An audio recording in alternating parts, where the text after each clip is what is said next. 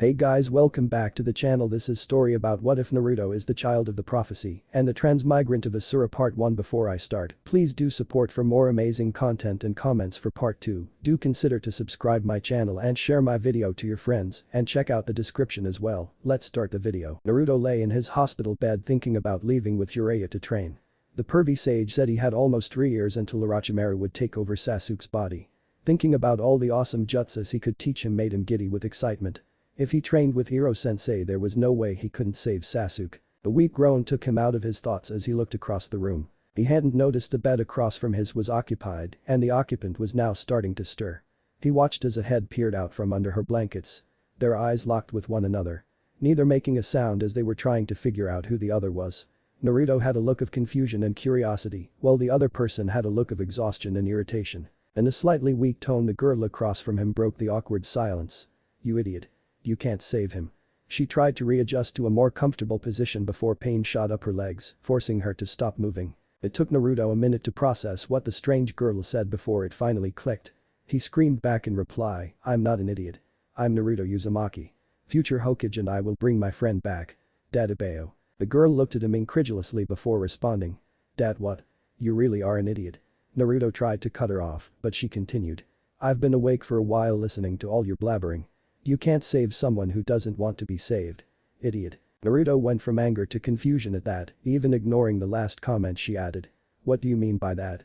I'll drag him back here kicking and screaming if I have to." The deadpan look she gave him actually made him think for a second that maybe he couldn't. "You really have no brains, do you, shithead?" She said that as more of a statement than a question. "He came on his own to us to take him to Lord Orochimaru for power. He doesn't care about you. Don't bother trying to save him." Naruto stared at the girl who was becoming more familiar by the second. The gears in his head were speeding up, processing what she said. "Come to you?" Wait, then it dawned on him. "You're that girl Shikamaru fought. Why are you here?" Outside of room, Kakashi, meanwhile, stood outside the door, with his back leaned against the wall listening to them inside. "Maybe I should go in there. Getting loud in there." He was quickly brought out of his thoughts as Tsunade and Shizune approached him. He gave a simple nod which was returned by the two. Tsunade spoke first. "So is he awake?" Kakashi gave another nod. Then the sound of yelling from Naruto in the room prompted them to end their conversation. Tsunade stepped into the room, leaving Shizune and Kakashi outside. Shizune stood a bit awkwardly looking at him. They weren't exactly close friends, but she could tell he was upset. "So Kakashi. You look troubled. Everything alright?" His mask covered most of his face, but the way he was staring at the floor, lost in his thoughts, was easy for Shizune to tell something was bothering him. Kakashi stared at the floor for a few moments thinking of a reply. He hadn't really talked to her much before. The most they had done was exchange greetings when they saw one another. Perhaps that was more of his fault, but he was like that with most people. They stood in silence a few more moments before Kakashi shrugged and then replied, "I failed. Sasuke left the village and Naruto almost died." Shizune nodded in understanding. Now she could see why Kakashi was down. Having one defect from the village and almost killing the other one could weigh on someone's conscience. "It's not your fault, Kakashi. You couldn't stop it." Kakashi shook his head in disagreement. "I could have.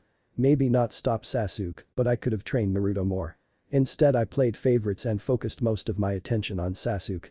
I failed my students." Shizune placed her hand on his shoulder, drawing his eye to meet hers. "It's not too late to make up for it. And you didn't make Sasuke leave. He did that on his own. You couldn't have predicted that." She gave him a warm smile that seemed to help cement her point to him. "I hope you don't well feeling guilty." Again smiling warmly she added, "We don't want you becoming even more of a recluse." She then walked away down the hallway, leaving him to his thoughts. He stared at her as she left, contemplating her words. Perhaps she's right. I can't change what happened, but I can be there for Naruto to help him. I have to make up for my mistake. Kakashi then walked away to contemplate Shizune's reassuring words. Jiraiya was going to take Naruto with him, but once he got back he would try to make it up to him, somehow. Hospital room. Tsunade walked into the room to find the two arguing. She waited a moment for them to stop at the presence of the Hokage. Respect was apparently lost on both of them as they paid her no attention. She began tapping her foot impatiently before finally snapping, "Both of you shut up."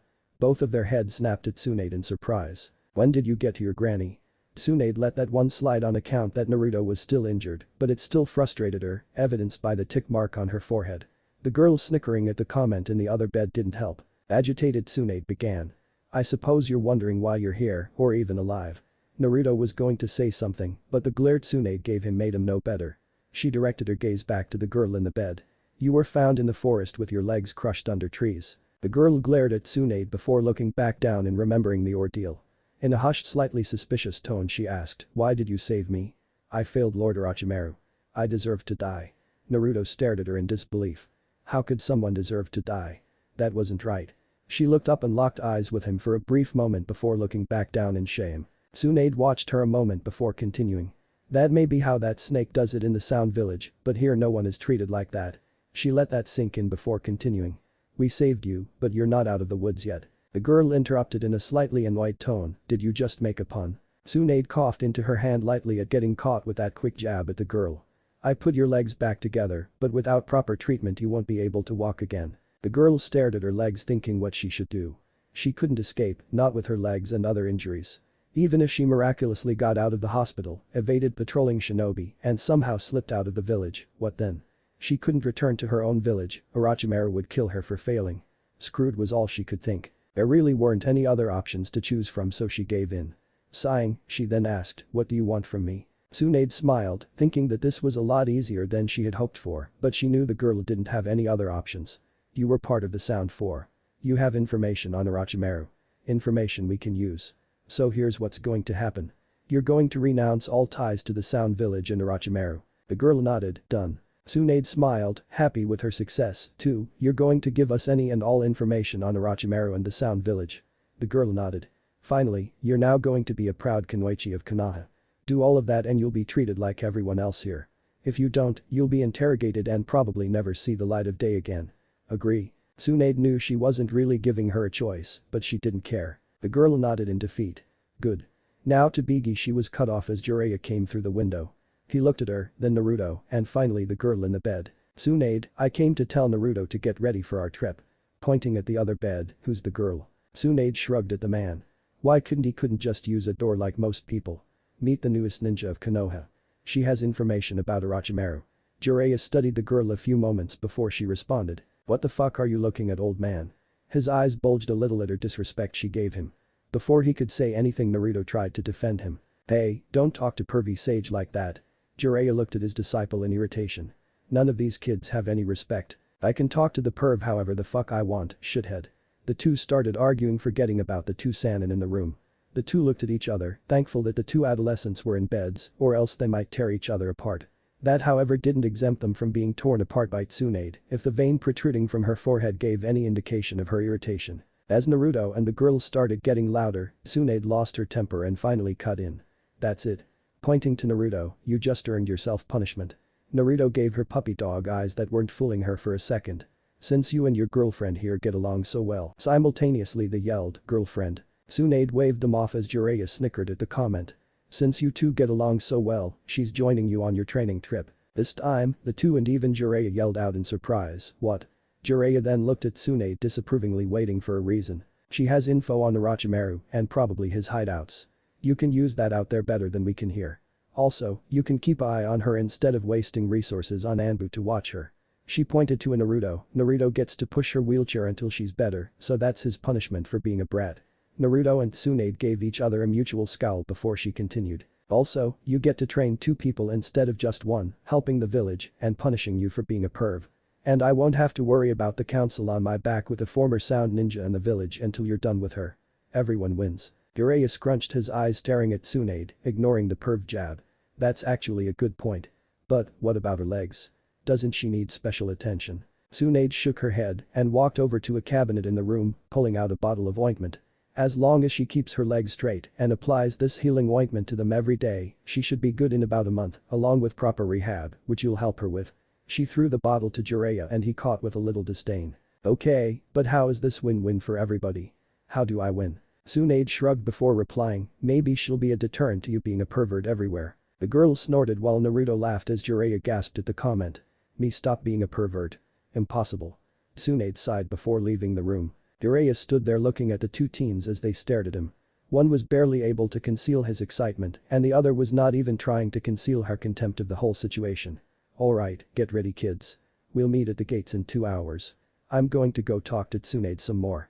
With that he left the two teens in the room by themselves. They stared at each other for a few moments trying to process what all just happened.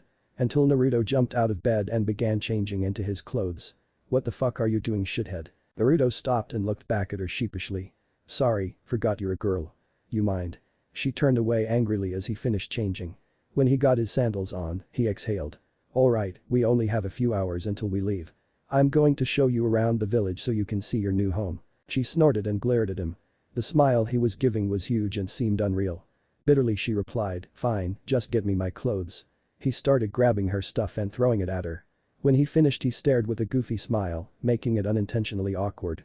"Hey shithead, you're not watching me change, turn around." Naruto's face reddened as he realized what she was saying and spun around instantly. "Sorry, I wasn't trying to." She glared at him suspiciously before beginning to change. As she started pulling off her hospital gown, she groaned in pain as she shifted to get it off. He stood there listening to her struggle to change. She got most of her clothes on with pain, but she was having a hard time getting her shorts on.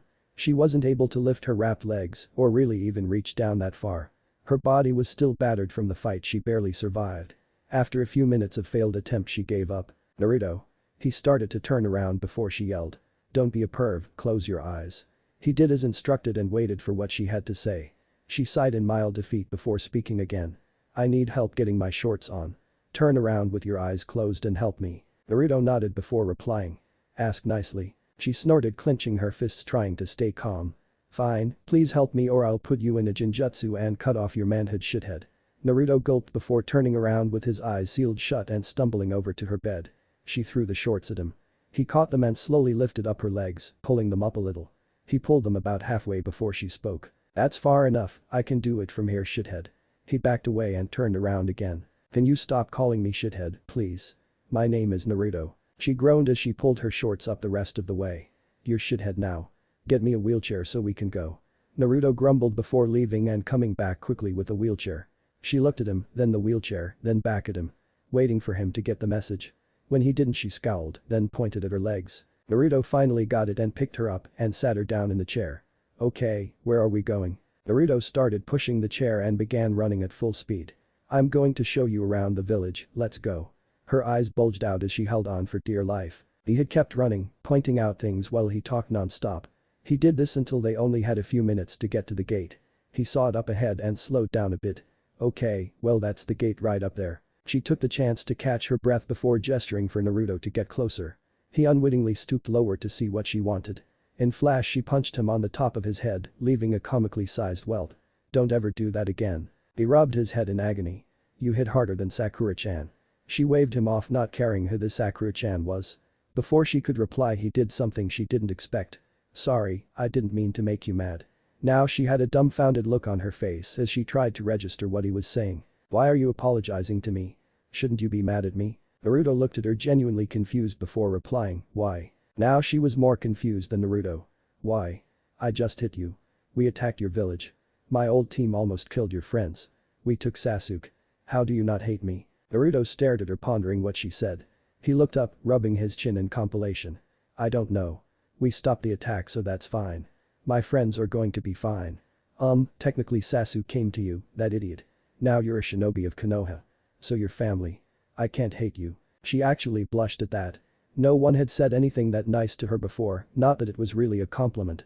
Back in the Sound Village it was everyone for themselves. All she could muster up was, "Thanks. Shithead." He face-palmed to that, sad that she was still calling him that. "My name is Naruto." "I don't call you." He stared at her a little surprised and feeling a kind of stupid. "What's your name anyway?" "Hey." She still didn't understand why he was being this nice to her. Naruto smiled before moving behind her and started pushing the wheelchair again. "I hope you'll call me by my name eventually, Tayu." She smirked before replying, "Whatever, shithead." Tsunade and Sakura saw Naruto pushing a girl in a wheelchair as he walked right by them without noticing and was confused. "Who's that with Naruto-kun?" Sakura looked at them then back at Hinata. Tsunade-sensei said that he and that girl are going on a training trip with Master Jiraiya. They watched as Naruto and Tayu approached the gate. Hinata poked her fingers together nervously. She was pretty. Sakura shrugged, leaving Hinata in silence.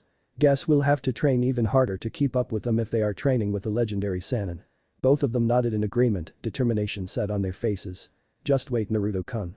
I'll get really strong." Naruto and Tayu approached Jiraiya as he studied them.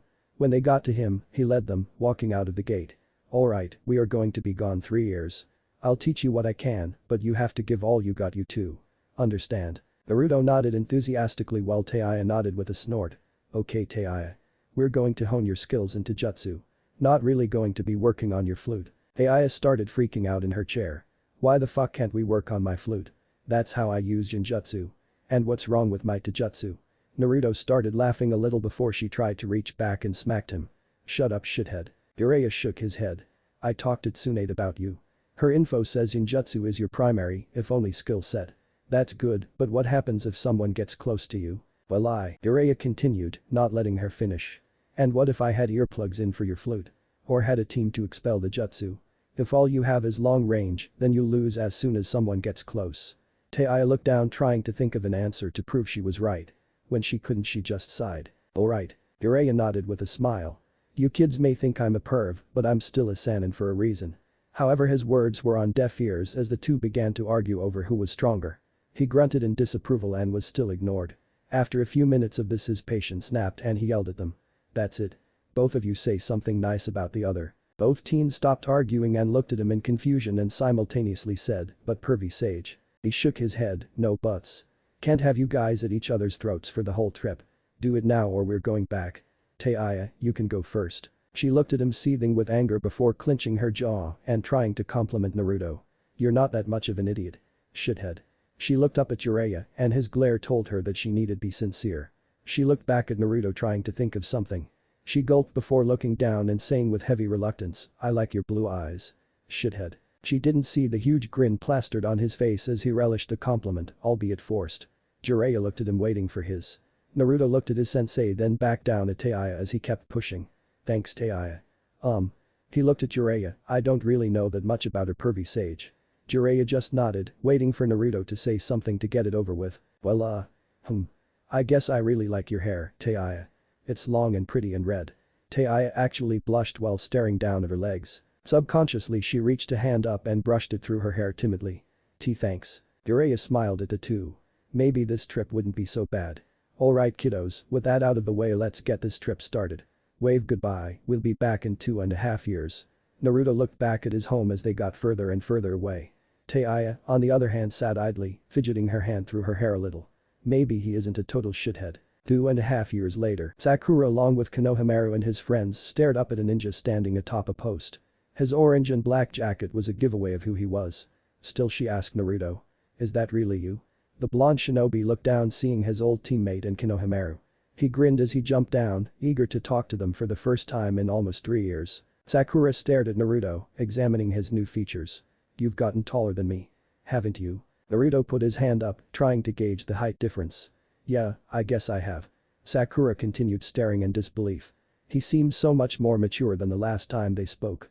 He had filled out more, and his demeanor made him appear to not like the brat she used to fight with. What do you think? You think I've become a bit womanly? Her attempt at fishing for a compliment was lost on Naruto as he held up his thumb and smiled. You're fine. You haven't changed a bit. She turned away irritated. As Jiraiya shook his head. He couldn't train Naruto to be suave, he was too thick-headed to understand the heart of a woman. It was a hopeless attempt. His other companion didn't care who Naruto was talking to as she stood next to their sensei, with her arms crossed indifferent to the conversation. Konohamaru at that point decided to interrupt the conversation by hinging into his sexy jutsu. Jiraiya almost lost it, Sakura looked horrified, Tayu scowled, and Naruto just laughed. Konohamaru. I'm not that scrawny kid anymore. And you shouldn't be using jutsu like that anymore either. It's beneath you. Sakura was stunned on how far Naruto had matured. He really had changed on his trip. Until he continued that is. I mean come on Konohamaru, is that all you got? Now step aside and get a load of my brand spanking new pervy ninjutsu. Sakura pulled her arm back, winding up to send Naruto flying for fooling her into thinking he had grown up. Before she could, someone else beat her to the punch, literally. Tayu sent Naruto flying down the street with one mean punch. Sakura was shocked and the kids huddled around Jiraiya scarred out of their minds as the red-headed ninja grabbed Naruto and started shaking him. What the fuck did I tell you about using that shithead? You think that's funny you perv? There's kids here and you're going to make pervy sage have an aneurysm. She continued her rant as everyone stared. Sakura actually felt kind of bad for him before walking over to introduce herself. Hello. I'm Sakura. I was on the same team as Naruto. Nice to meet you. She let her sentence hang waiting to get the strange girl's name. The girl dropped Naruto and crossed her arms, studying Sakura. They both stared each other up and down, sizing another up. Sakura was surprised. She recognized her as the girl she saw in the wheelchair Naruto was pushing a few years ago, except she looked a lot different. For one, the outfit was a little different from her old one. She wore a black sleeveless backless top and short tight pants. She also sported black arm warmers that extended to her shoulders and a white sash around her waist with her leaf headband wrapped around that. To add to her outfit, she also had bandages around her tights and ankles and of course her black beanie. For some reason that Sakura couldn't figure out, she had the same whisker marks that Naruto had. However, what caught her attention most was that this girl actually looked a bit more womanly than her in certain places. Tayu on the other hand could think of only one thing. Who's this pink-haired bitch and why is she checking me out? She became annoyed quickly and responded. The name's Tayu. You used to be on Shithead's team. Sakura looked at her confused until Tayu pointed at Naruto and said, shithead, like it was the most obvious thing in the world. Sakura blinked in embarrassment at the endearing name for Naruto. Yeah, we were teammates. Tayu nodded, then bowed a little. He's talked a lot about his old team the last few years. Sakura nodded for her to continue. Tayu gulped and then sighed. I'm sorry. Sakura looked at her confused. Sorry? For what? Tayu looked at Naruto whose expression was more serious now. He nodded back for her to continue. Returning her attention back to Sakura, she continued, I was part of the team that helped Sasuke leave the village. I'm sorry. Sakura stared at her in shock while everyone else watched to see what would happen. You helped him? You're the reason he's gone. Her anger was bubbling over as she continued. You're the reason my Sasuke is gone. You. Sakura was normally the peacekeeper on her old team, but this girl, at the moment, was the reason Sasuke was gone. She raised her hand to slap the woman in front of her. Her slap didn't make its mark however, as someone caught her hand. Sakura. She didn't have to apologize to you. I begged her to so you two would get along. It wasn't her fault. He looked back at Tayu who looked away with a look of irritation and slight shame. Then he returned his gaze to Sakura. Sakura stared at Naruto, shocked that he would choose this girl over her. She hesitantly looked between Naruto and Tayu before dropping her head. She knew she was in the wrong, and taking her anger out on Tayu wasn't helping anyone. I'm sorry Tayu. I shouldn't have said that. If Naruto could trust her, she could too. It just wouldn't be easy. Naruto smiled at his old teammate before he and Tayu walked away towards the Hokage mansion. Sakura watched for a moment before Jiraiya walked up. In almost a whisper she timidly asked, are they that close that he chose her over me? Jiraiya sighed before responding, picking his words carefully. They've been through a lot together these last few years. He just really wanted you two to get along. But they are close. Closer than anyone would realize. Sakura gasped a little before asking what was on her mind. Does that mean they're together? Jiraiya started laughing at the question. No. They're usually at each other's throats. It's a love-hate relationship. They just as well might kill each other. Sakura felt slightly relieved. She didn't know why because she never felt anything for Naruto. Maybe it just irked her that he might like someone else. She banished the thought from her as they headed towards the Hokage tower as well. Naruto and Tayu on the hand were talking quietly to each other. Thanks for doing that Tayu. And for not hurting her. Tayu shrugged as they kept walking. Whatever shithead. Next time she won't get off so lucky. Naruto sighed as he put his arm over her shoulders. Just try to be nice Tayu. She leaned her head on his shoulder and sighed with disapproval just as Jiraiya and Sakura caught up and matched their pace. Sakura couldn't help but wonder how close the two really were with her leaning into him like that. She overheard the sigh Tayu gave, but with a quick glance, she was surprised to see a look of slight content on Tayu's face, with her head leaned against his shoulder. While Naruto on the other hand just seemed as clueless as usual. Jiraiya opened the door to the Hokage's office, leading them inside. Tsunade looked up from her paperwork and smiled along with Shizune at her side. Naruto. Welcome back. You too Tayu. The two gave a slight bow before replying. Ah-chan. Shizune-chan. I'm glad to see you too. Tsunade let the comment slide as she approached them and wrapped Naruto and surprisingly Tayu in a bear hug, nearly squeezing the life out of them.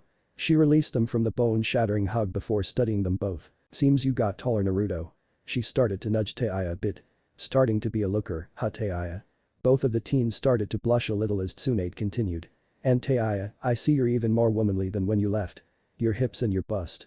Even your face is more feminine. She started to pull Tayu's cheek a little to her embarrassment, but what's with those whisker marks? She eyed Jiraiya who remained tight-lipped.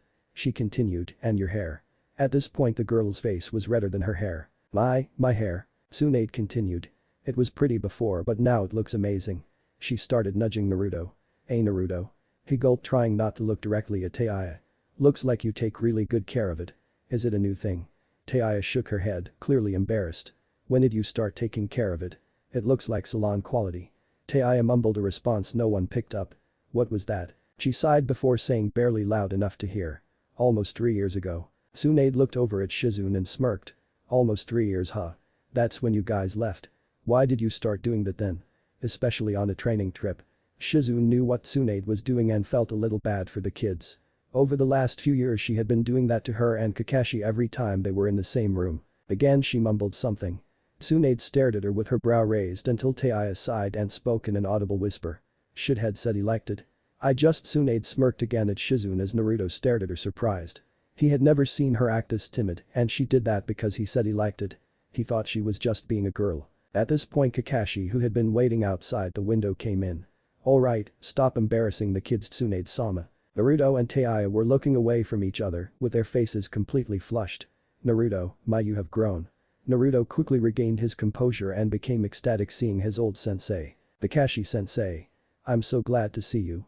I have a gift. He quickly pulled a book out of his pouch and handed it to him.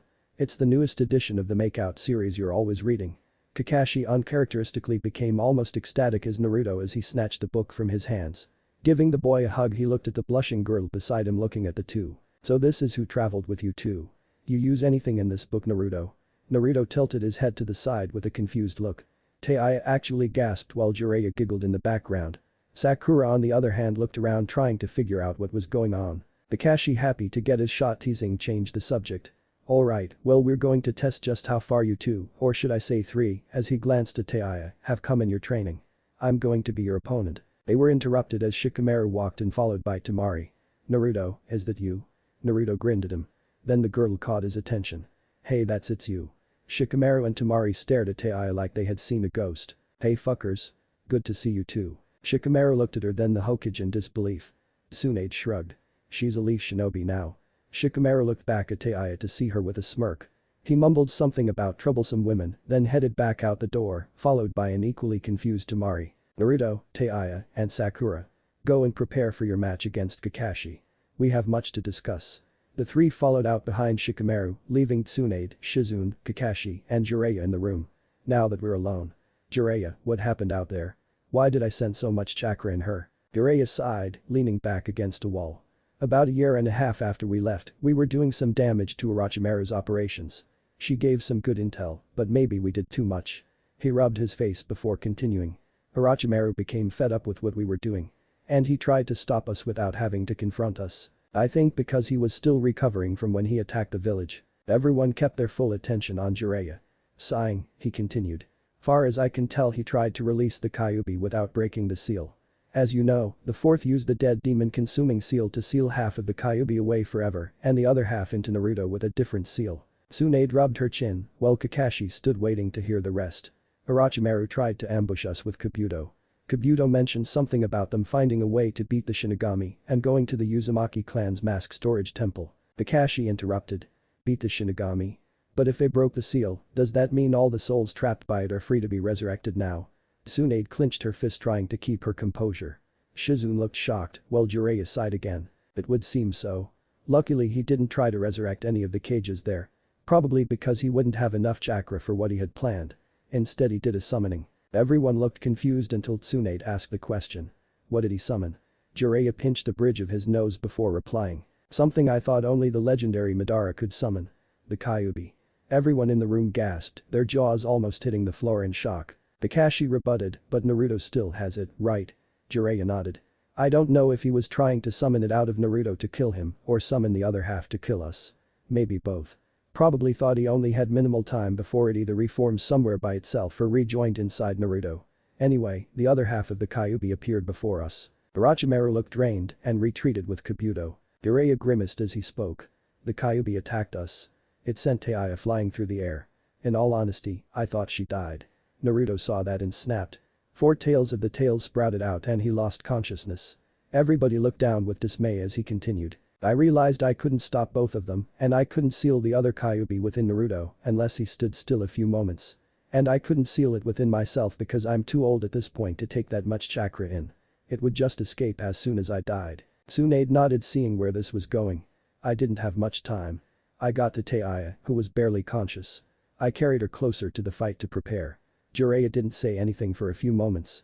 Everyone watched as a few tears dropped to the floor in front of him. He let out a long sigh before he spoke again. She was dosing in and out of consciousness and all she kept mumbling was Naruto's name. He sighed again. I told her that what I was about to do was going to hurt. A lot.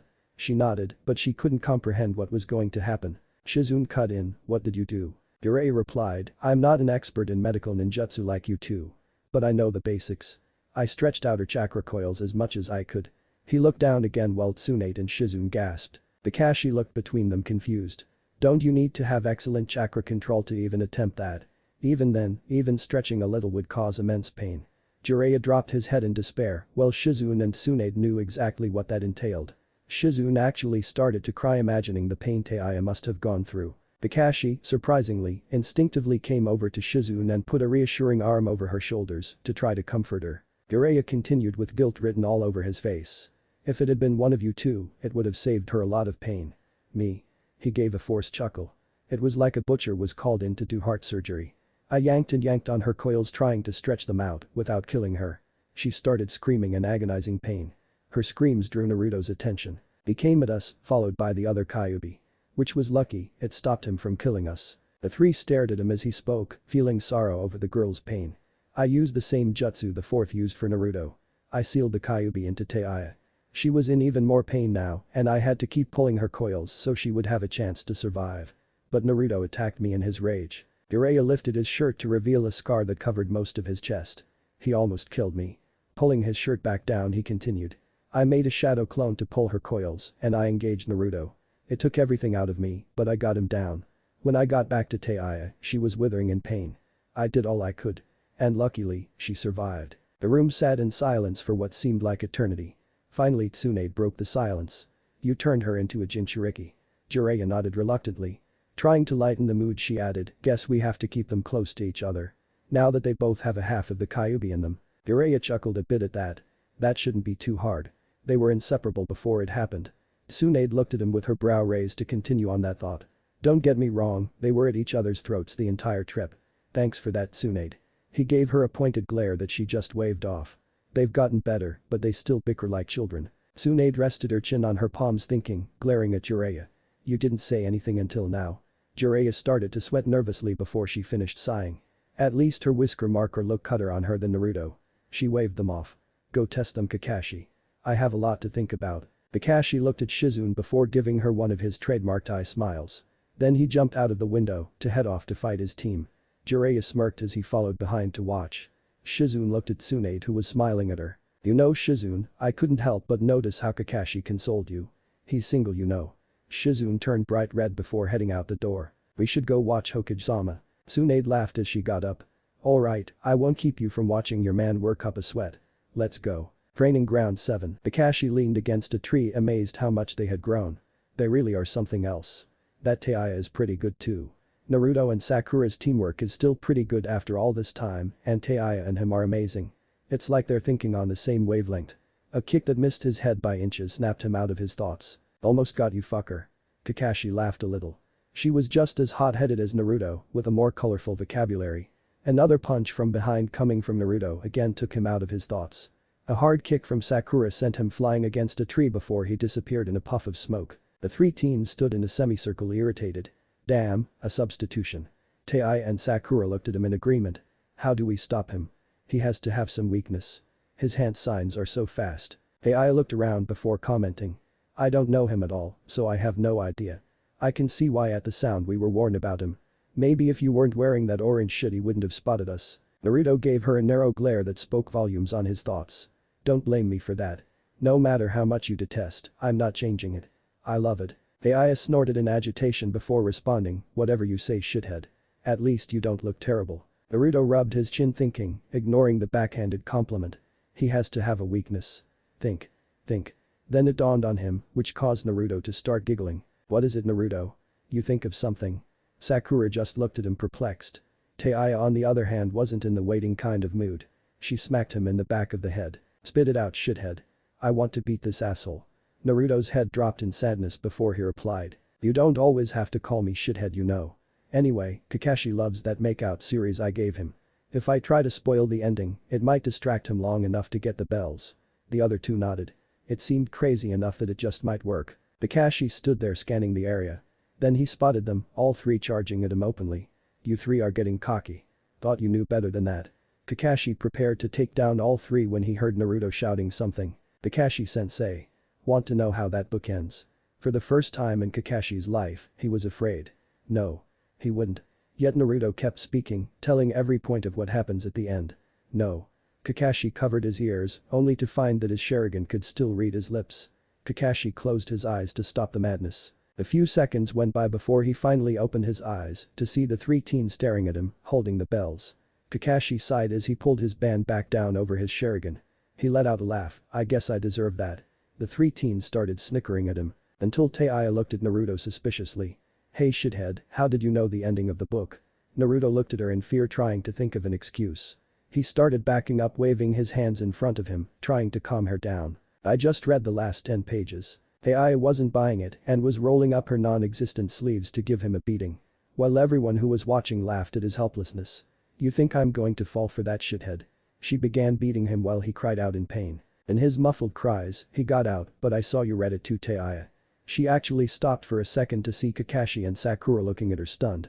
This wasn't Naruto's smartest move, as it seemed to enrage her more. Now embarrassed and trying to divert the attention back to him, don't go saying that shithead.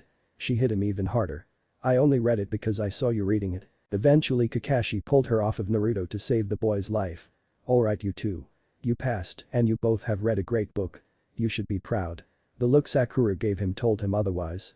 Seeing that his joke wasn't taken that well, he rubbed the back of his head in a placating manner. Alright, we'll talk later. Right now, go home and get some rest. Kakashi then disappeared, leaving the three alone. Shizune and Tsunade walked back to the Hokage's mansion after watching the match. They could tell that all three had really grown a lot in the last few years. Which wasn't surprising to Tsunade because she had personally trained Sakura, and Jiraiya, though a pervert, trained Naruto and Tayu. Pretty good fight, huh Shizune? Shizune nodded in agreement as Tsunade continued. Was surprised Naruto didn't use any new jutsus. I bet Jiraiya didn't really show him any. Just improve what he already can do. Lazy pervert. Shizune nodded again, lost in thought as an evil grin stretched across Tsunade's face. Something on your mind, Shizune? She broke out of her thoughts quickly. Sorry Tsunade-sama. I was just thinking about the fight. Oh yeah? Me too. What did you think about Kakashi? Shizune looked at her mentor with red slowly seeping into her face before replying, he certainly is talented. Tsunade saw her opening and went for it. Yes, he is. He might just be the next Hokage. Bet he looks pretty good under that mask, and with a nudge to her side she added, hey Shizune. Shizune was looking away in embarrassment as Tsunade continued her teasing. Come on, these last few years I've watched you train harder than ever. Usually after seeing him go on a mission, and you always greet him when he returns. Shizune tried to rationalize her actions, maybe more to convince herself than Tsunade. Of course I greet him, I'm your assistant and he has to report to you. Tsunade laughed at how flustered her assistant was becoming. She could see that Shizune probably had a small crush on the man. Not that she would ever do anything about it, so Tsunade had been trying to give her little pushes the last few years to do so. Yes, that is true, but you greet him at the gate. Shizune started to blush again as Tsunade tried another tactic. I'm just saying, you might want to do something soon. You're one of the strongest jonin I have now with all your training, but there are others. Who? She asked timidly. She took the bait. Think I saw Anko talking to. She was cut off as Shizune almost yelled, Anko. Her. She then saw the grin sketched across Tsunade's face, realizing she fell for her trap. Shizune looked down at the ground in defeat. Her mentor was her mentor for a reason. She could see what Shizune blinded herself to. In a tone of defeat she mumbled, I'll try to talk to him. Tsunade smiled as she patted Shizune on the back. That's my girl. You better win that man over, or else. Yes, Tsunade-sama. Sakura smiled at the two before waving farewell, leaving them alone. Naruto shrugged, then began walking back to his apartment he had. See you tomorrow, Tayu. He only made it a few feet before she stopped him. Hesitantly she spoke. Shithead, where am I supposed to go? I don't have a place to live. Naruto actually fell over feeling extremely stupid at that moment. Of course, this was technically her first night here outside the hospital. She didn't have a place to go. Naruto quickly got back to his feet and came back to her. I'm sorry Tayu. I wasn't thinking. I don't have much but you can stay at my place. She regarded him a moment before responding with a bitter tone. Are you saying I can live with you? He nodded slowly. Or are you asking me to live with you? She wasn't sure why, but she really wanted him to ask her. He couldn't tell, but she was extremely anxious to hear his answer. Tayu-chan, will you live with me? Please. Naruto gulped, hoping she didn't beat him down again for asking her to live with him. He wasn't sure if she even thought of him as a friend, but he really wanted her to. If he was honest with himself, he really wanted her to say yes. Aya put her finger to her chin as she looked up like she was thinking. I guess. If it'll stop your bitching I can do that, shithead. She was vulgar with everyone, but with him she didn't really mean it most of the time. At this point it was a term of endearment.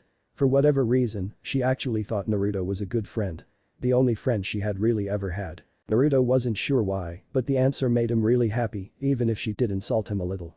He wrapped his arm around her shoulders and led her back to his apartment. She sighed in discontent before leaning into him.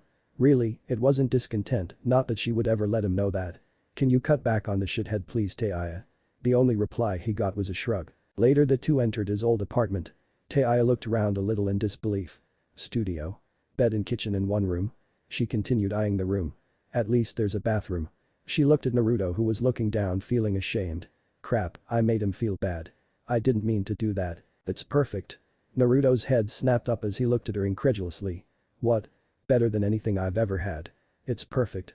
She walked over and sat on the bed. She pulled off her pack she had been carrying around and began organizing her stuff in her new home while Naruto watched in utter confusion. When she finished, went in the bathroom and took a cold shower. She stepped out in her pajamas and beanie. Hey shithead, why was the water cold? Never had hot water. The owner of the building has it set like that for me. Naruto then looked up to see her wearing what looked like one of his shirts as pajamas. A thin trail of blood began to trickle out of his nose. But shithead. The look he was giving her made her blush a little. I don't have any nightwear.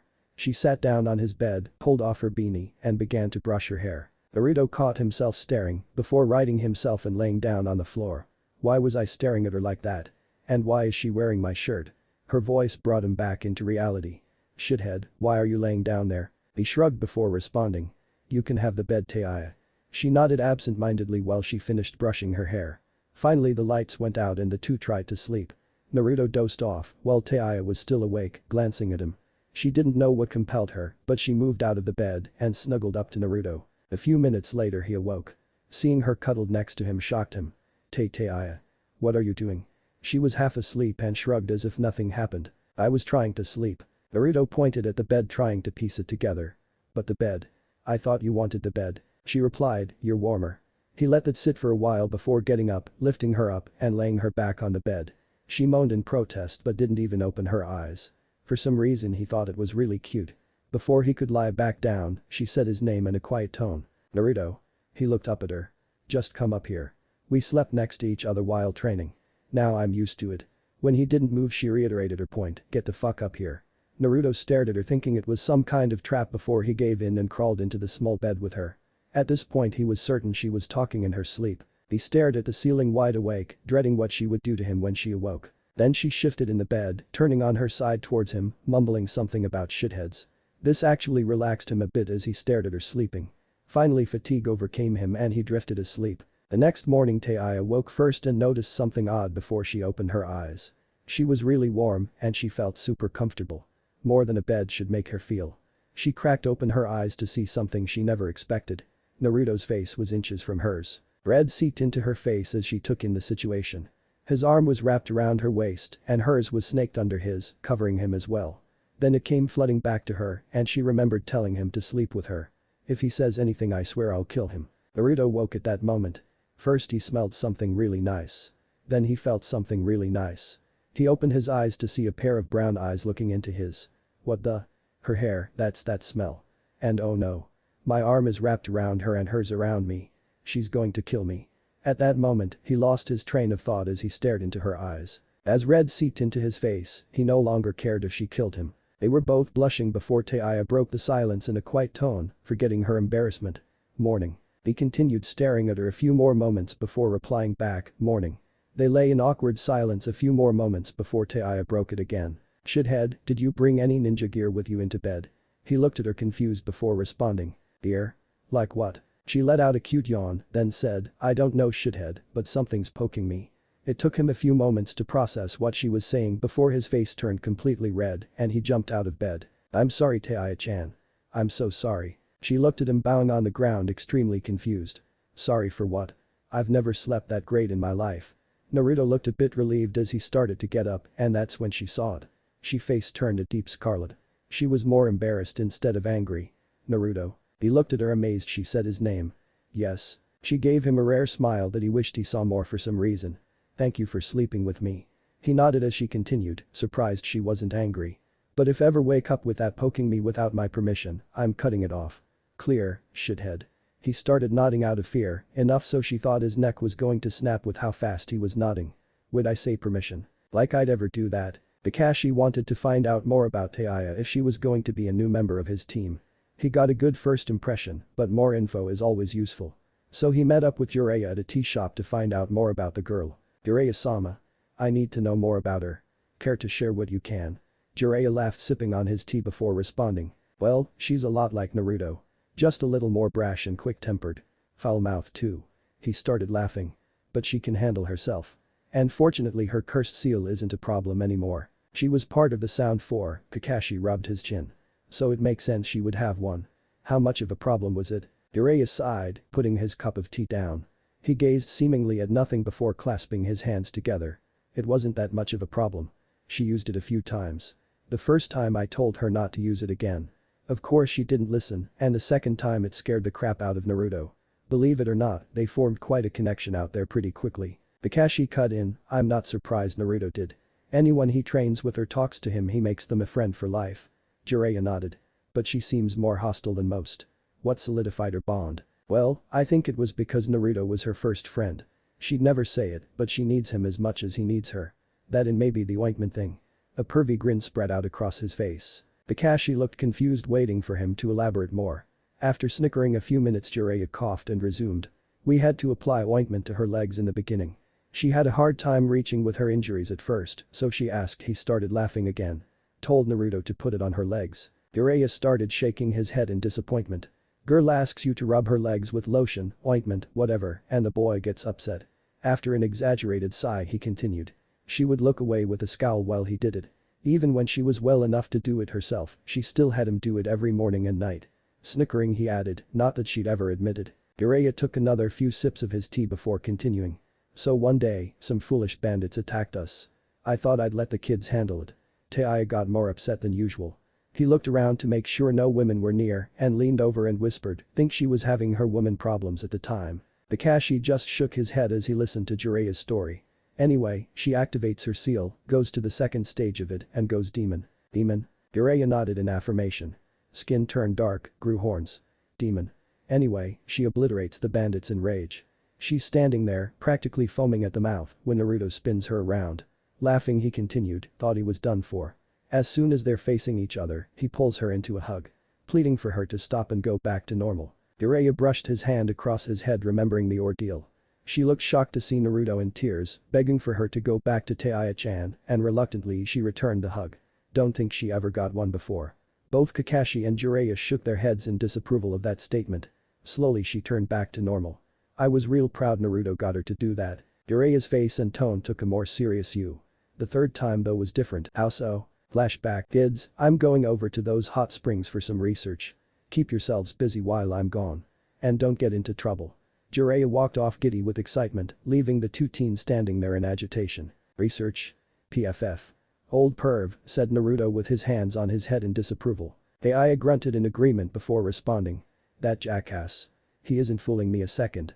Go with him so he doesn't try anything. Naruto looked at her then back at their sensei thinking about it. What about you? I don't want to leave you by yourself. She scoffed at him and his concerns. I'm used to it shithead, just go. I'll wait here. Naruto looked at her wanting to change her mind, but he knew it was useless. She could be really stubborn. Sighing in defeat, he jogged off to catch up with their sensei, leaving her alone. She frowned slightly, knowing that deep down, she wanted him to argue and stay. She would never admit it, but he was her best friend. No, her only friend. The Sound 4 were just teammates, never closer than that. Ever since Orochimaru recruited her she didn't have time, nor the opportunity to make friends. Not that she really wanted to be friends with those jackasses. How messed I that? The blonde shithead is my best and only friend. The sound of voices nearby quelled her depressing thoughts as she scanned the area. Think it's coming from over there. She quietly jumped into the trees and made her way to the voices. They didn't hear her as she landed on a branch looking at the group of 8 men down below. So boss, we going to hit that town today or tomorrow? Another man threw a rock at the guy. Idiot. We're going tonight, he already said that. After we hit it, we'll sell whatever women and kids who don't die. Slavers? Here? What the fuck is going on? If they attack that town they'll win. There's no shinobi or any armed forces there. And I really fucking hate slavers. Ever since she had been captured and sold she had hated them more than anything. This was all before Orochimaru got a hold of her. At the time she'd given up all hope, but Orochimaru saved her. Or so she had once thought. That fucker had something to do with it. She would never forget that night. Her mom and her lived in a rundown house in the countryside. She didn't remember her father, by that point he was long gone. It was just the two of them. They were no match, one woman and a little girl against heavily armed men. How could they stop them? They took her mother into another room and pinned Tayu to the ground. Her mother screaming was all she could hear. Until a loud stomp echoed through the house, stopping the screaming and being replaced by muffled sobbing. They dragged her mother back into the room, dropping her in front of her. The two stared into each other's eyes as the man slowly pulled a kunai across her mother's throat. Tayu watched helplessly as her mother's life drained before her eyes. Blood flowed out like a small river, forming a puddle that expanded to Tayu, bathing the side of her face. All she could do was watch as the men snickered and her mother slowly died. After killing her mother they tied Tayu up, taking her away from that damned place forever. The voice of the man that was forever etched into her mind snapped her out of her thoughts. A man came out of a tent. A man she remembered quite well. He was bald, with a scar running from his lip across his face to his ear that made him look like he was giving some kind of a twisted snarl. He wore a dark flak vest and pants with a headband on his upper thigh that had a scratch across his village's symbol. A former ninja from the land of Earth. Shut up, the lot of you. We got work to do. We goin' tonight. Tayu stared at him as her fist started shaking. It's him. It's fucking him. She started breathing heavier as the intensity of her rage climbed. In a whisper laced with venom she spoke to herself, it's fucking you. The whisper was loud enough that the man heard. He looked around scanning the trees trying to figure out who it came from. We have company guys. Somewhere in the trees. Before his men could respond, 8 kunai embedded themselves into their heads, leaving just her and the last ninja in the area.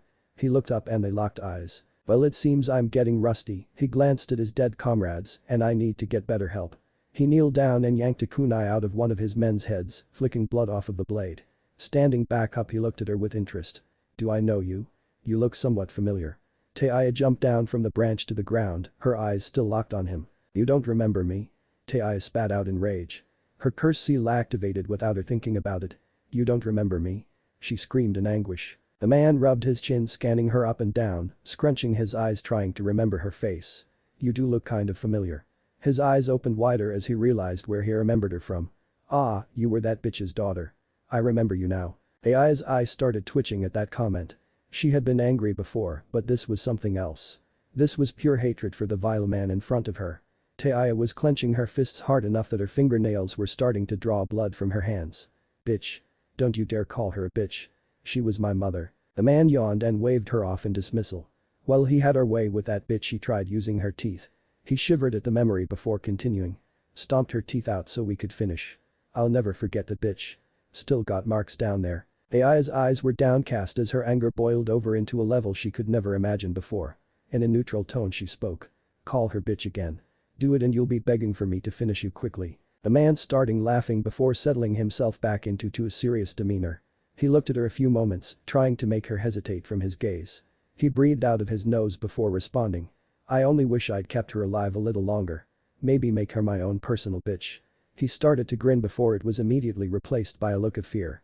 What the? The second stage of Tayu's curse seal activated as her skin turned brown and horns grew out of her head, tearing her beanie apart. What are you? Some kind of demon. He said, fear-laced in his voice. Tayu didn't respond as rage had overtaken any conscious thought. She performed a hand sign as a shadow clone appeared. One of the few skills she thought Naruto had and made him teach her. The clone pulled out a flute and began playing, summoning her 3 doki. The man stared at the 3 ogre-like monstrosities in shock. What the fuck are those? Tayu leaped at him as her clone began playing the flute furiously, making the doki attack as well. He leapt back barely in time to dodge their attacks. He regained his compasser long enough to begin forming hand signs. Think you can take me down with some cheap tricks, girl? Tayu appeared by his side, spinning to throw a kick to his unprotected midsection. Only to have it blocked as it hit rock. Quickly she leapt away with slight rational thought returning. What the fuck? She saw he was now covered in suit of rock. He started laughing as he turned towards her. You like my rock armor jutsu? You can't break through it. That's why I was known as Mui the Solid before they kicked me out. She scanned him up and down, taking in the information. He has at least a few inches of rock covering him. Only his eyes are unguarded so he can see. And the few slits where his mouth is so he can breathe. And it covers everything. It must hinder his movement significantly. Her doki attacked him, distracting as she came around his side again. He turned in time to see a kunai about to gouge out his eye. Got you now, fucker. Then the blade bounced off rock, falling to the ground. What the hell? He started laughing again as she took in what happened. Now his eyes were covered by a layer of rock. Thought you had me, huh? This is my ultimate defense. You won't break through it. AI leaped back, thinking now that his eyes were covered, he couldn't see her. She then formed another shadow clone that helped form a Rasengan in her hand and smirked. Glad Pervy Sage taught me this, and that shithead showed me the trick. If only he was smart enough to do it with one hand. She then rushed his other side and pushed it forward towards his kidney, smiling she had him. That is until he turned and kneed her in the gut, stopping her in her tracks and knocking the wind out of her. She gasped, what the? He didn't let her finish as he backhanded her, sending her flying into a nearby tree. Slowly she got up staring at him wondering how he did that. Luckily he answered her laughing in a villainous way. Just because my eyes are covered doesn't mean I can't see you. I can sense vibrations through the ground with my armor. The plate of rock covering his eyes slid open to reveal his eyes piercing into hers. He can sense my vibrations on the ground even if his eyes are covered. Then it dawned on Tayu, he had revealed too much concerning his ability. That's it. If I can get him to cover his face and attack from the air, he won't be able to sense me. Dumbus. If she wasn't consumed by hatred, she might have laughed at his foolishness. Her clone began playing a new tune on the flute, causing the three doki to spawn spectral-like worms out of them. What the fuck? I don't like the look of this. One of the spirits made a straight shot at him. Grinning Mui tried sidestepping it, only for another one to surprise and clip his left arm. My rock armor should prot. Tayu snorted as the man grabbed his arm in pain. He didn't realize that the specters could quite literally eat his physical energy. Tayu used it as a distraction as she appeared at his side and struck a high leg kick to the same arm, cracking the rock ever so slightly. Mui was worried how the situation was going. This demon of a girl was a lot stronger than he was. That was obvious to him. He never made it to Chunin in his village, it was one of the reasons he left. There was a reason he wasn't hunted down yet, his village wasn't worried about a genin with only one good jutsu. His rock armor wouldn't hold up if the specters could go through it and eat his physical energy. Thinking quickly, he tried to find a way out. Maybe we can work something out. How about it, girlie? She began walking towards him slowly, non-responsive to his plea. As another one of the specters passed through his chest he cried out in pain, gasping for air. Haggardly he almost begged, what can I do? And when she didn't respond again he added, what are you? Almost in a low growl she answered, you're death. Back with Naruto. Naruto came back to the clearing that they were at earlier. He felt bad for leaving her behind and wanted to hang out with her, to try to get her to call him by his actual name. That and he didn't want her to feel alone, feeling that way most of his life, Naruto didn't want to wish that on anyone. Looking around, she was nowhere to be seen. Where did she go? The sound of a flute playing caused him to snap his head in the direction of the sound.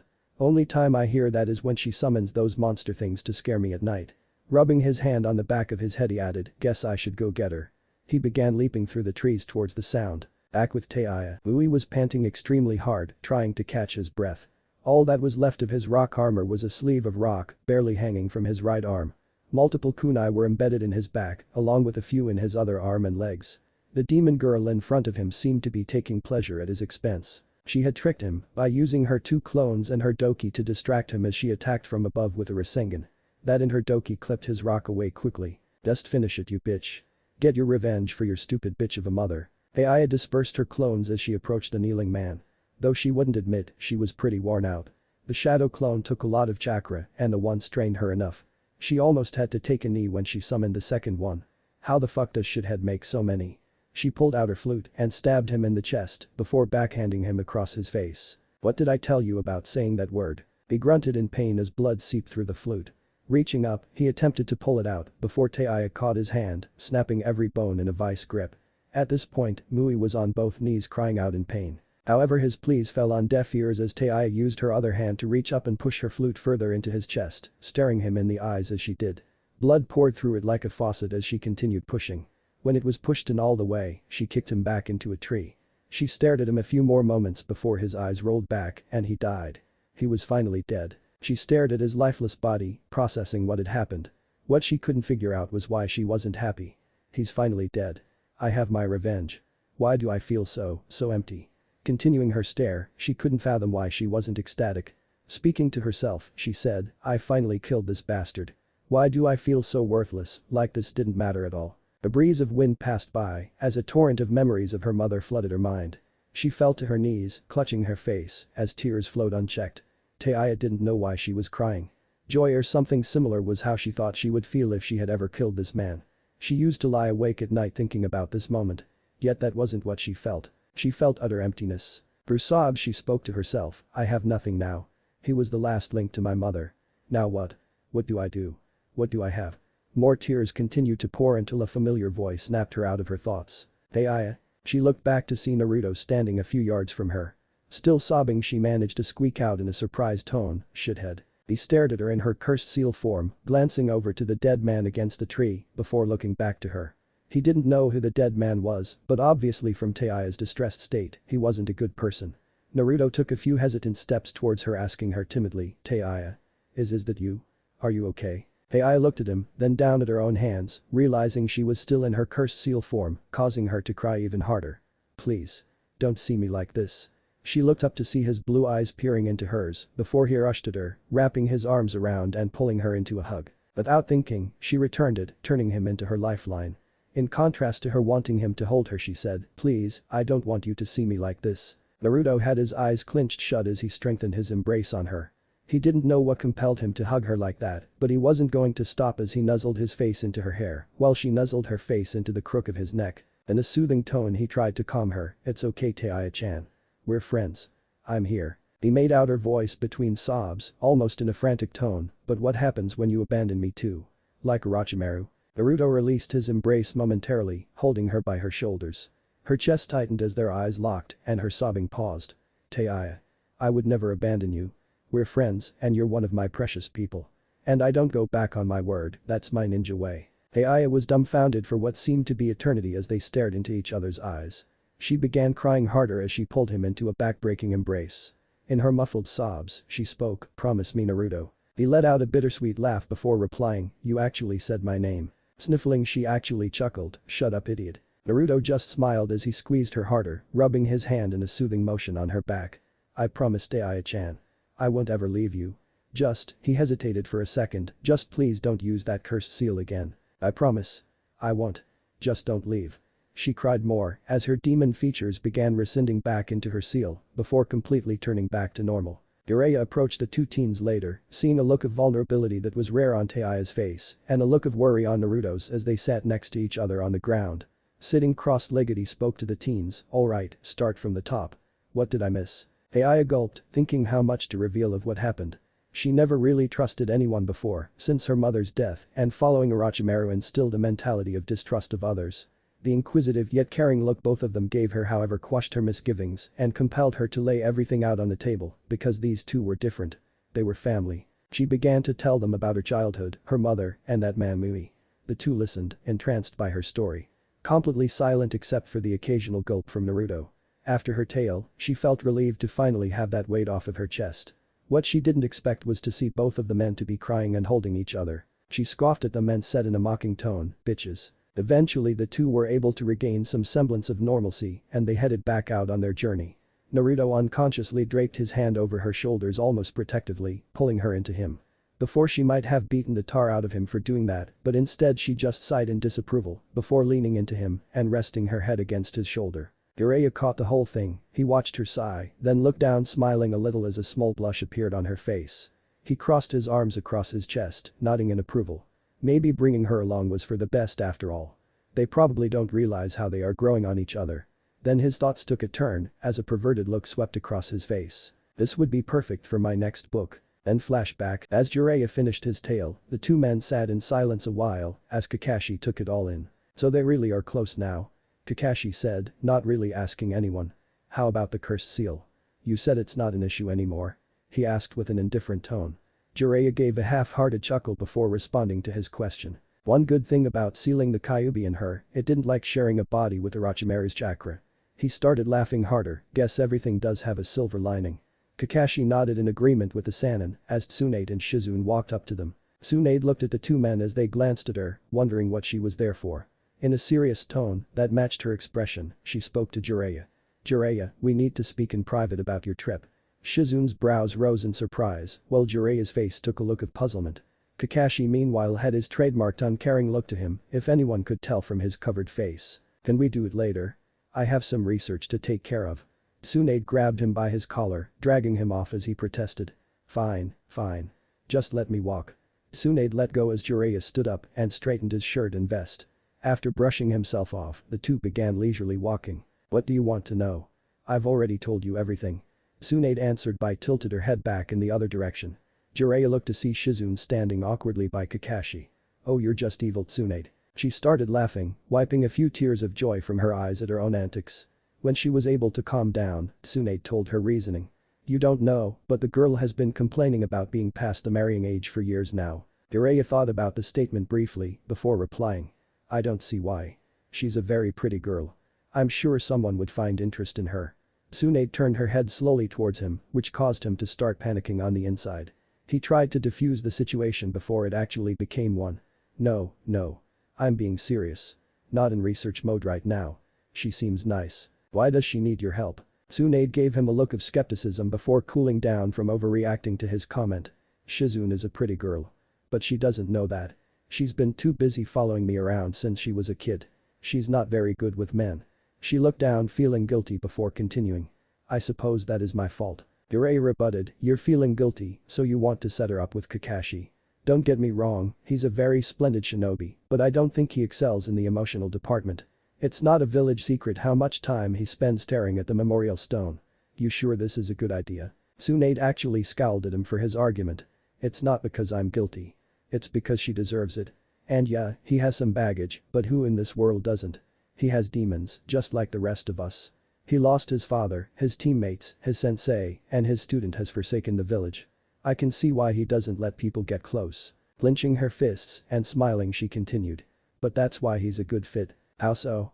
Asked Jiraiya. When he does let someone get close, she chuckled before continuing. He won't let anything happen to them. He'll put his life on the line to protect his comrades. What do you think he'd do to protect someone he loves? Jiraiya narrowed his gaze at Tsunade a bit before responding. Alright, but I don't think he's in love with her. And she just has a crush on him. She's not in love with him, is she? Tsunade raised her finger at him, smiling, almost in a chastising way. Not yet. Give it time. Jiraiya grunted in amused surprise as they continued walking. Letting the subject end at that, enjoying the silence and her company. That is until the thought of two other people crossed his mind. What do you think about Naruto and Tayu? Tsunade laughed as she thought about the two troublemakers. Ah, those two. She's head over heels for him. That much is easy to tell. Not that she's aware. She sighed as she rubbed her eyes in slight frustration.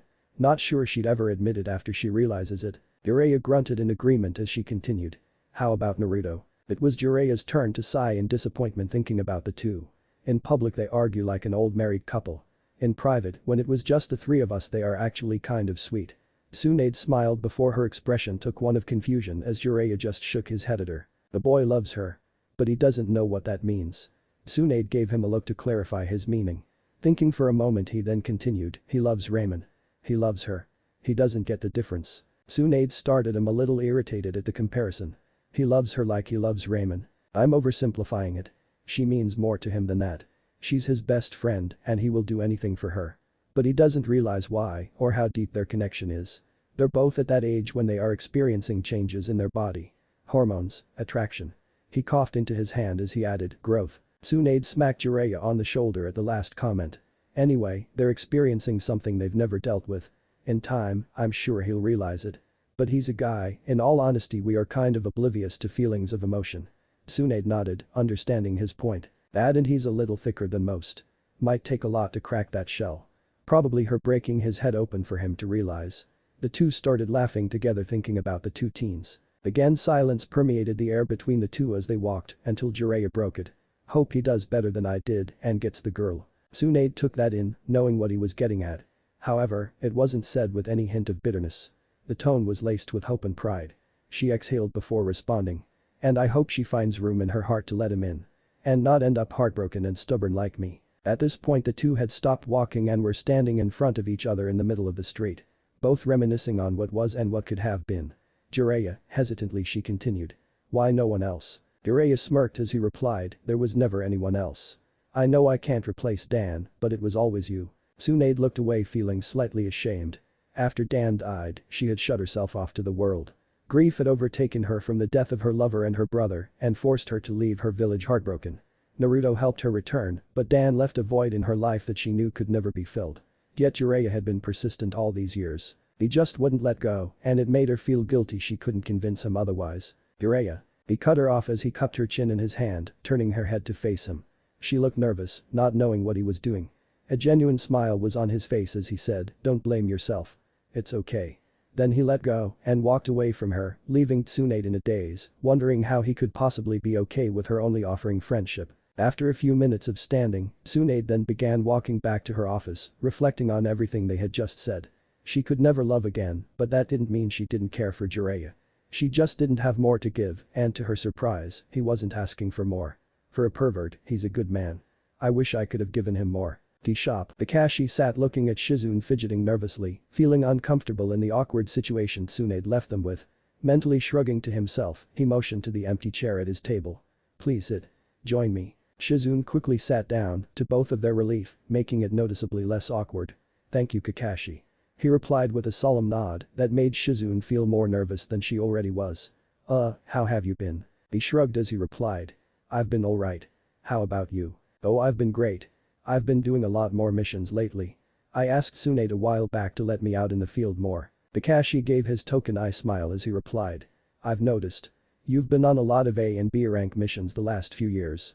Trying to improve your skills." Shizune's smile encompassed her entire pass before she settled down, trying a little too hard to seem cool. She began looking at her nails, trying to act as aloof and uncaring as Kakashi. "Always room to improve. I'm not just Tsunade's secretary. Just trying to show others I'm a capable kunoichi." "I'm sure you are," Kakashi replied.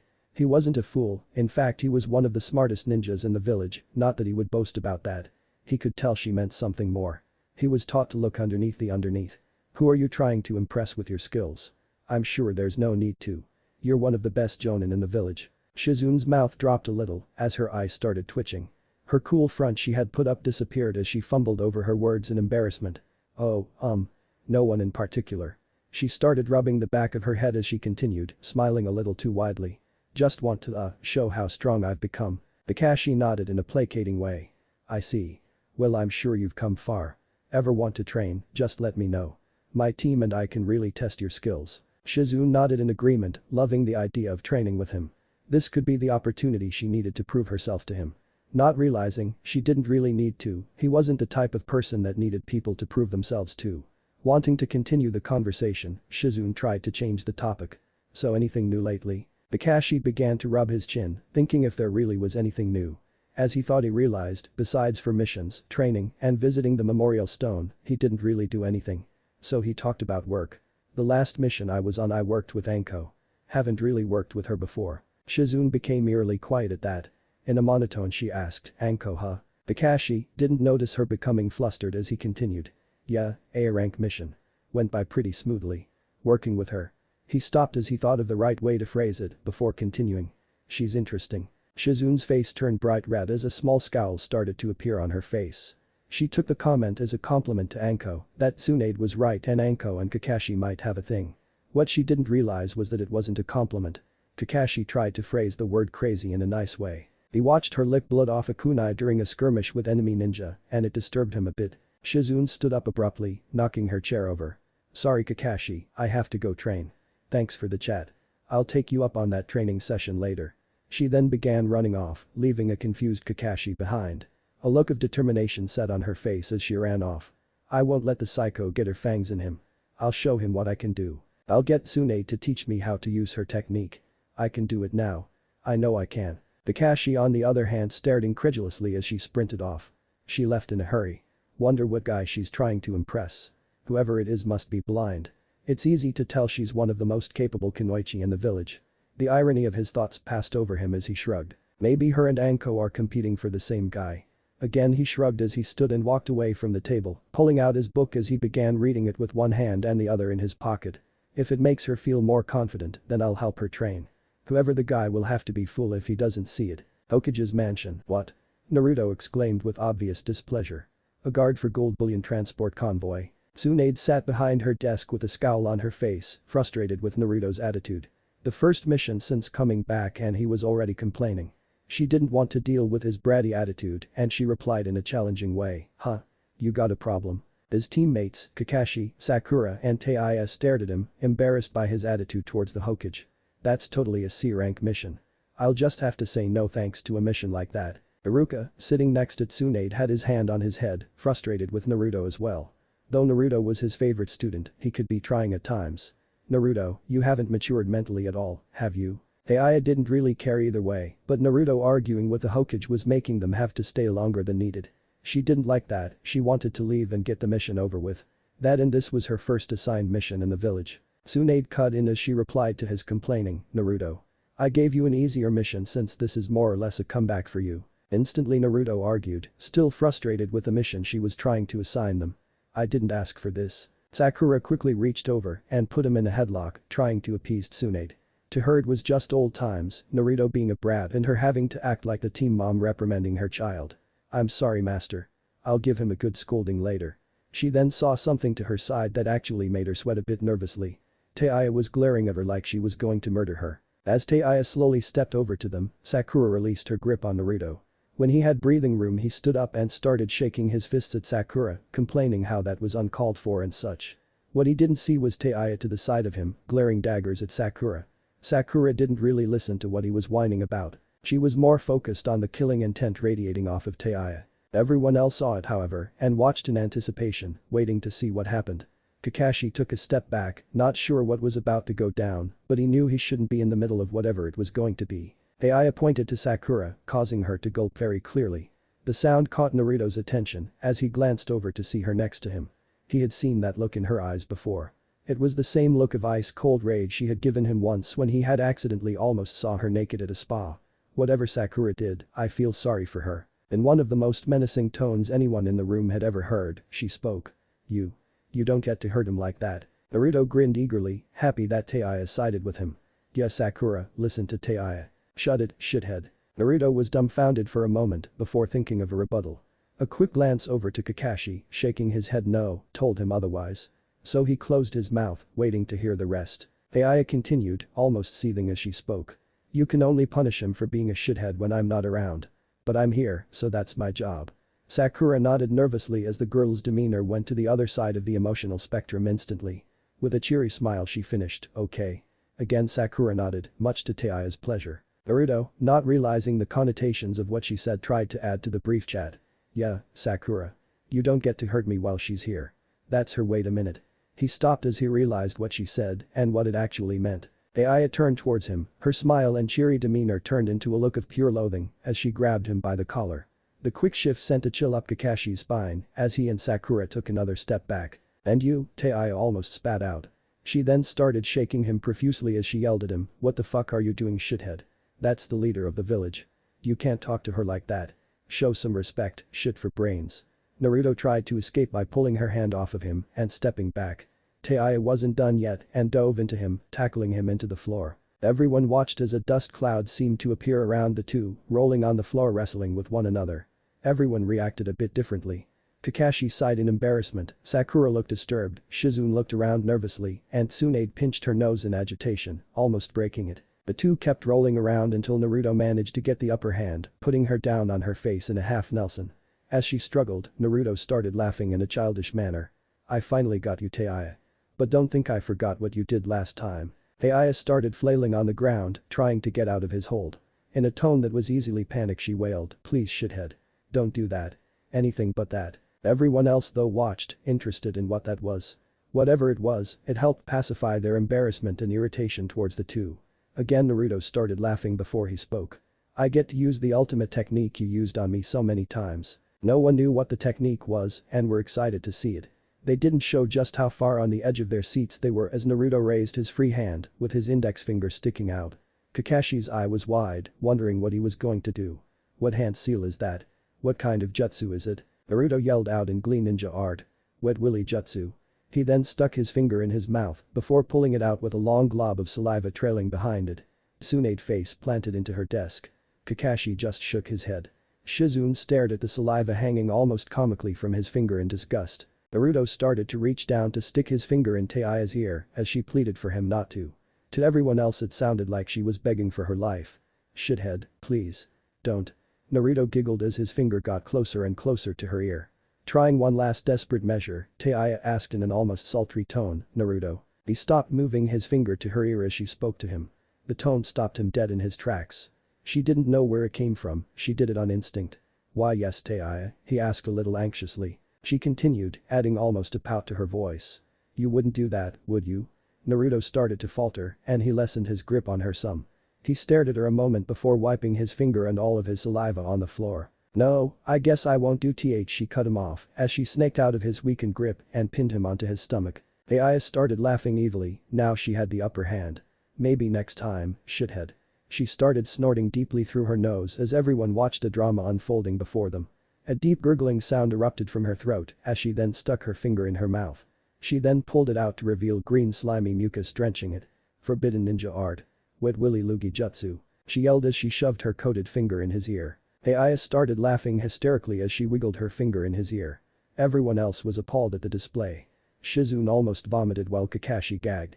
Tsunade stared in shock as Sakura's eye twitched in horror at the scene. The woman who had barged in unnoticed and watched the scene took a few moments before remembering why she was there. She ran over to Tsunade and set a scroll in front of her. We received an emergency message from the sand, this is what we've deciphered. The woman bowed before making her exit. Tsunade read the scroll as a look of worry overtook her face. Everyone looked at her respectively, waiting to hear what the news was. She set down the scroll before setting a look of seriousness to her face. The Kazakage of the Hidden Sand has been taken by members of the organization called the Akatsuki. Naruto, in almost a gasp, spoke. Gaara he worried for his friend a moment before regaining his composure. Those guys again, huh? Tsunade nodded as she continued, we have more information concerning the Akatsuki. And so the Hidden Sand has officially requested our help. Kakashi knew what that meant. What the gravity of the situation really was if one of the great villages was asking assistance. Though they were an ally, asking for help could be seen as a sign of weakness from other villages. Shizune tried to cut in, Lady Tsunade, don't tell me you're going to have Team Kakashi. Tsunade closed her eyes as she shook her head, ignoring Shizune's attempted argument. This is an emergency. I don't have time for team selection. She looked at Kakashi as she continued, besides, we have someone who's actually fought against the Akatsuki. Shizune wanted to argue, but with one look at Kakashi she stopped. She knew Tsunade was right and Kakashi could handle himself, not that she was happy about it. I will now issue Team Kakashi a new mission. Go to the village hidden in the sand immediately. Find out what's going on and report back to the Leaf. After that, you will follow the orders of the Hidden Sand and provide them with backup. Konoha Gate. All 4 members of Team Kakashi stood at the gate as they strapped their bags to their backs. Okay, we're off now. Naruto said with a mix of determination and enthusiasm. Tayu on the other hand looked at her new team with curiosity. This was their first mission together and she wasn't sure how'd it go. Sure, she and Naruto were a good team, but she wasn't sure if she could work well with Kakashi and Sakura. Tsunade, Shizune and Iruka stood at the gate looking at them until Iruka spoke first. Naruto, good luck. Tayu looked at the man unimpressed. He cares for shithead. Guess he's not so bad. After everything Naruto told me about growing up here and him, guess I can be nice to him. Jiraiya snapped her out of her thoughts as landed by them from seemingly nowhere. Hey. Naruto, Tayu. You're off on a mission. Naruto saluted as he replied, that's right. Tayu gave a more subtle nod to their sensei. Jiraiya looked at the 2 teens before walking over to Tsunade. Tsunade, I've got some information for you. The Kazakage of the Hidden Sand. She didn't let him finish as she cut him off. I know. I'm just about to send them off to the sand now. Jiraiya looked surprised at her before turning to look at his 2 students. They didn't know what they were up against and he did.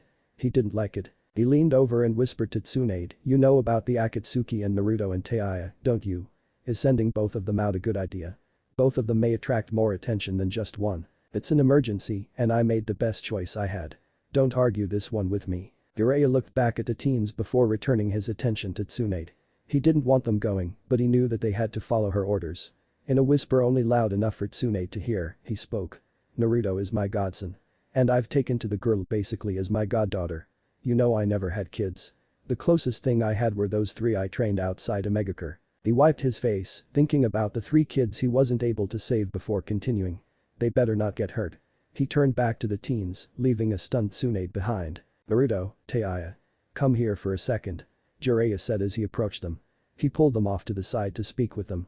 Both of the teens looked perplexed, wondering what he had to say. Listen up you 2. Don't get reckless against the Akatsuki. I've told you why they are after you too. Naruto replied, they've got business with us. Aya scowled as she added, "This time we'll go to them." Jiraiya shook his head. His two pupils could really be stubborn when they wanted to. An attitude that could get people killed, yet they didn't realize it.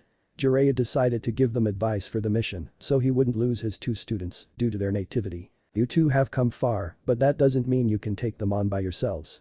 Losing your cool right away is a bad habit of yours, Naruto." Tayu started nodding in agreement before Jiraiya turned his head towards her. "You're not much better. You're cool at first, but once you get riled up you are just as bad as him." Jiraiya stooped lower to look at them at eye level. He placed a hand on each of their shoulders as he spoke to them. "I think you know, but don't use that power." He looked at Naruto directly as he continued, "Protect your precious ones like you always do." With a grin Naruto replied, "I know, pervy sage." When he saw how serious Jiraiya looked, he became quiet. "They will be after the Kyuubi. You both have half of it. They will try to take Tayu away." Naruto gulped as he looked at Tayu and unconsciously took her hand in his, causing her to stare at him in surprise. Jiraiya then focused on her. "Tayu." She turned back to their sensei, forgetting that Naruto was holding her hand. "They may go after just him. They might try to take him away." Tayu unintentionally squeezed Naruto's hand back as their sensei finished his speech. "Both of you," he looked at both of them for a few moments before finishing. "Both of you must protect the other. Clear?"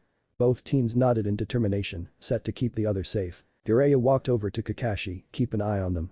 Make sure they don't do anything too reckless." He stood a moment, thinking how to finish. "I'm counting on you." "Okay." Kakashi had watched the whole exchange. He knew how much the two meant to Jiraiya and how much Naruto meant to him.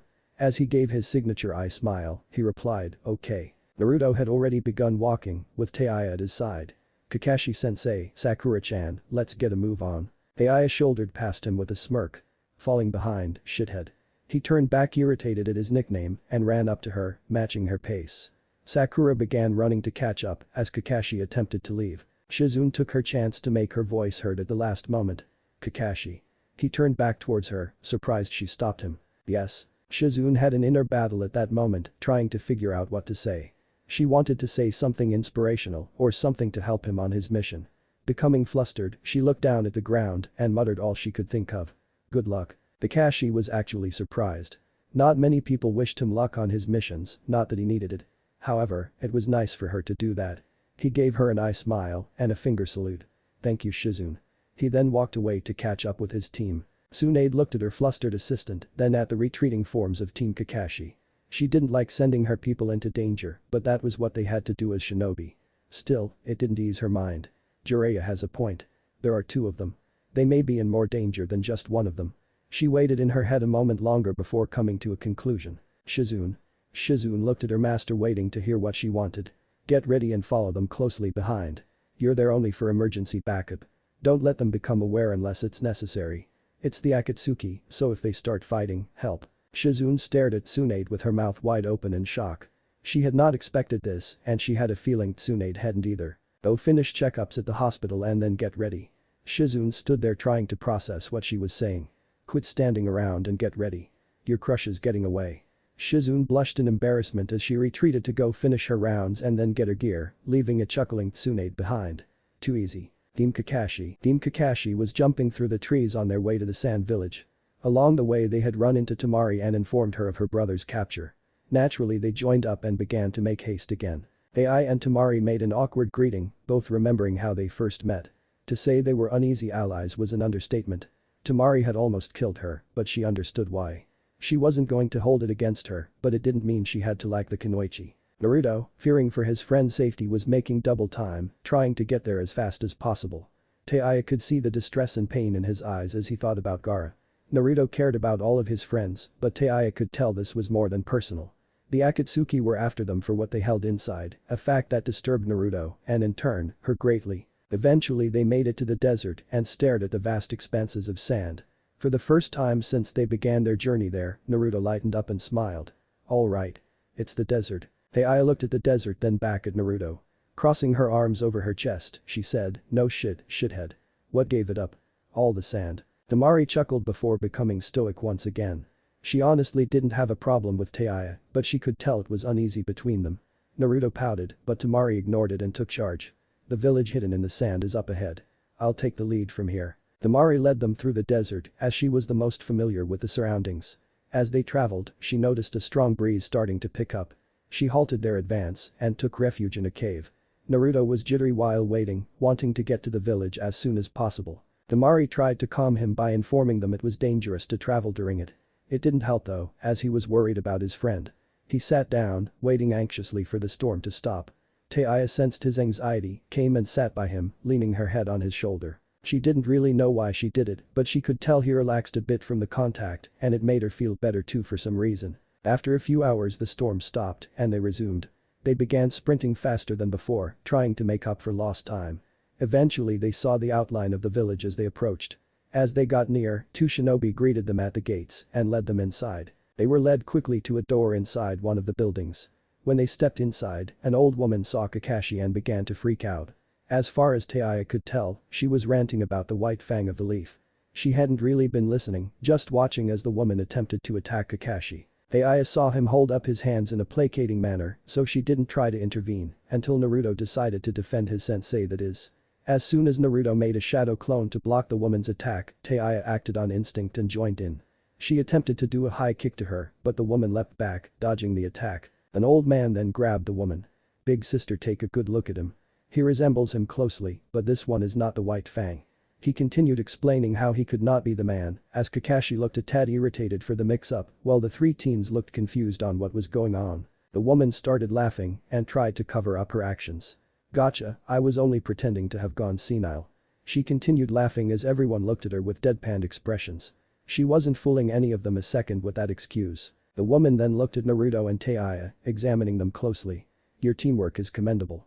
You must be very close siblings." Naruto and Tayu looked at one another and then back at the woman skeptically as they shook their heads. "Ah, then you must be lovers, no?" Both teens simultaneously yelled out, "What?" Naruto then pointed at Tayu as his eyes bulged out, staring at the old woman. "You think we're what? How could I possibly be with her?" Tayu took offense to the statement. Obviously she wasn't with Naruto and she never even thought of him like that.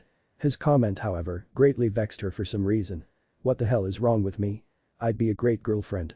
Why would I be with you, hush shithead?" Naruto didn't reply as he looked at Tayu, utterly confused by the situation and where the conversation was going. Sakura on the other hand just face-palmed before walking between the two over to the bed in the room that Kankuro was laying on, withering in pain. Sakura used her headband to pull up her hair as she looked at Kankuro.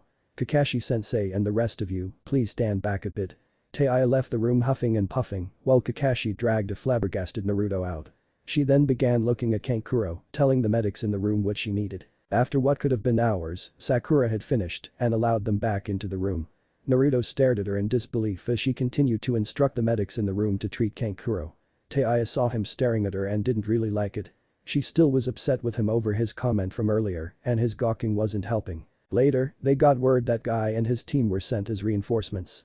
The message neglected to inform them about Shizune, but at the time, they didn't know that. After Kankuro had recovered enough to speak, he told them who he had fought. The name Sasori didn't really mean anything to the teens, but all the Sand Shinobi knew who it was and it upset all of them. From the gasps elicited from all of the shinobi, they knew they didn't have much time. Naruto was not going to let his friend get hurt and was determined to save him. Pakin, who had been sent out, had returned back from tracking and informed them where Gaara was taken. Kakashi and his team then got ready to go and met up with Temari and some Sand Shinobi. Before they departed, Temari and her people were stopped and told they needed to patrol their borders instead. Tayu was already pissed and losing potential help, even if it was her, made her even angrier. She heard a voice and looked up to see the same old woman from before, yelling about being retired and doing what she wanted. The woman jumped down to them, informing them she was coming as well. Tayu shrugged, not caring either way. She just didn't want this old woman to slow them down. They had bid farewell to Temari and then left in a hurry, determined to save Gaara. They made good time and in a few short hours were already out of the desert, back among trees. Kakashi and his team kept running until he stopped, halting them as they ran into a clearing and spotting a man in a cloak that had red clouds on it. Kakashi knew who it was instantly. Itachi Uchiha. All Tayu knew about the guy was that he was one of the most dangerous missing nin there was. She didn't really know about his abilities at all. Thankfully Kakashi informed them of his Mangekyo Sharingan to prepare them somewhat. Kakashi spoke as he raised his hand to lift the headband covering his eye, revealing his own Sharingan. "Your eyesight, how much has it weakened?" Itachi stared at Kakashi, surprised at his acute observation, waiting for him to make a move. Kakashi rubbed the top of his head almost lazily. "I underestimated you back then. But I'm not that pathetic. Then he became more serious, "It's not going to work the way it did before, you see." Naruto smirked, feeling that he now was much stronger since his first encounter with Itachi. Maybe he was a bit too confident at his improvement. He was going to say something, but Kakashi stopped him before he could. "Naruto, I'll handle him." Naruto stared at his sensei slack-jawed, a bit angry he was going to be on the sidelines again. Sensing his student's agitation, Kakashi continued, "This time cover me. To be honest, I want to be cool and say, go on ahead. But against him, even I can't contain him alone." As Naruto smirked, Kakashi sprinted towards Itachi, delivering a punch that got blocked. Out of the corner of his eye he saw another Itachi rushing past, towards his team. Shadow clone. Naruto acted quickly, putting his hand palm up out to side as Tayu reached over and began helping him form a Rasengan. Naruto smirked as he ran towards the rushing Itachi, slamming it into him. As he made contact, Itachi burst into smoke. It appeared that this Itachi was also a shadow clone. When the smoke cleared, Naruto looked around to see that everyone was incapacitated. Then all of them rose up, transforming into Itachi. What's going on? He looked at all of them nervously. Are they all shadow clones? Naruto threw kunai, trying to dispel what he thought were clones. They dissipated out of existence, only to be replaced by crows. Naruto realized he was in a Jinjutsu and tried to break it. The crows circling him started to disappear, but it wasn't enough. They turned into shuriken as they bombarded Naruto, piercing into his flesh as he cried out in pain. Naruto then awoke to the real world from a smack to the back of his head from Tayu. "You got caught in his Jinjutsu, shithead." He grabbed the back of his head to feel a comically sized lump protruding from it. He squinted looking at Tayu slightly irritated. "Didn't have to smack me so hard." She just shrugged him off, not really caring what he thought of her methods. Naruto gave her a pointed glare, still irritated by the smack. "Maybe I should have stayed in the Jinjutsu." Kakashi began running towards Itachi, with sparks of electricity shooting from his hand. As he approached he struck out. Lightning blade. Itachi jumped out of the way, narrowly dodging it. Looking up, Itachi saw two Narutos above him forming a Rasengan. As Naruto fell, his clone dispersed and he shoved his hand into Itachi. Big Bull Rasengan. The ball collided into Itachi, driving him into the ground. When the dust settled, Naruto noticed his attack had formed a large crater in the ground. However, Itachi stood by it, unscathed. He had the same solemn look he always had on his face, but he was a bit surprised by the power of the attack. He was snapped out of his thoughts as he spotted Tayu above him forming hand seals. Fireball Jutsu. A massive ball of fire protruded from her mouth as it shot down at tremendous speed towards Itachi. He leapt back as it managed to slightly cinch his cloak. He looked to see it had formed a crater identical in size to Naruto's. These two have some skill. Mist began to envelope the clearing due to Kakashi, who had performed the hidden mist jutsu, something he had picked up from a certain shinobi in the Land of Waves. Itachi's wasn't a novice and wasn't going to fall prey to the jutsu. He caught sight of Kakashi and used his own fireball jutsu. The heat from the blast dissipated all of the mist, leaving a path carved in the ground of its carnage. Itachi spotted a hole in the ground and immediately Kakashi sprung from below, missing an uppercut by inches. However, it was a distraction as the real Kakashi crawled out of the aforementioned hole. Take him out. Clone and all. Naruto and Tayu were rushing Itachi, each using a hand to form a large Rasengan between them. Both of them yelled out, "Giant Rasengan." They drove it into Itachi's abdomen, forcing him into the air and dispelling Kakashi's shadow clone. A matching smirk appeared on the two teens' faces as Itachi was sent hurling back. Their smirks of triumph were replaced by frowns as Itachi stared uncaring at them. It unnerved them greatly that he could seem so uncaring as he was hit by a jutsu of such raw power. "You see that look on his face, shithead? The fuck was that?" Naruto grimaced, not really knowing why either. It was one of his trump cards and the man smiled as if it were child's play. "I don't know, Tayu." All of them approached the body, surprised by what they found. It was not Itachi but another man that they did not know. Their combined Rasengan, they thought, must have dispelled the jutsu on the man when it killed him. As they all looked at the man, Tayu looked at his headband and spoke first. "Sand. Fucker must be a spy." She looked at the old woman with a questioning glare. "You know him, Wrinkles?" The woman scoffed at the offense, almost mauling the girl over the rude nickname. "It's Chio, girl. And yes. He was a member of the council for years. But he went missing right around the time Gaara was taken." Chio looked worried as she pulled out a scroll and began writing a message for her village. She unsealed a mechanical bird from another scroll and put her message in its mouth, sending it to her village. Chio explained that who they were fought was merely meant to bide time to extract the tailed beast from Gaara. Sakura being the only one out of the loop asked what that meant. When Chio explained what a Jinchuriki was and what happened to the hosts when the beast was extracted, that it killed the person. Sakura was shocked. She looked at Naruto with worry, understanding for the first time of how much danger he really was in. Naruto. Aya stepped between them, looking at Sakura with visible disdain. You don't get to act worried about him now. Sakura looked at her, then Naruto confused. What is she talking about? He's been my friend longer than you. Aya, what do you mean? The veins started to protrude on Aya's forehead as her voice rose in anger. What do I mean? What the fuck do you mean? What do I mean? Naruto tried to interrupt Aya. Aya waved him off, shutted Naruto. The use of his name surprised him as he closed his mouth, waiting to hear what she had to say. She returned her full attention to Sakura. What I mean is back there you were useless. You didn't help at all or even attempt to back Kakashi or us up. Naruto was in danger and you sat back and literally did nothing. Aya rubbed her face in agitation, trying to collect herself before finishing with a cold tone. You were useless. Next time, you better protect him.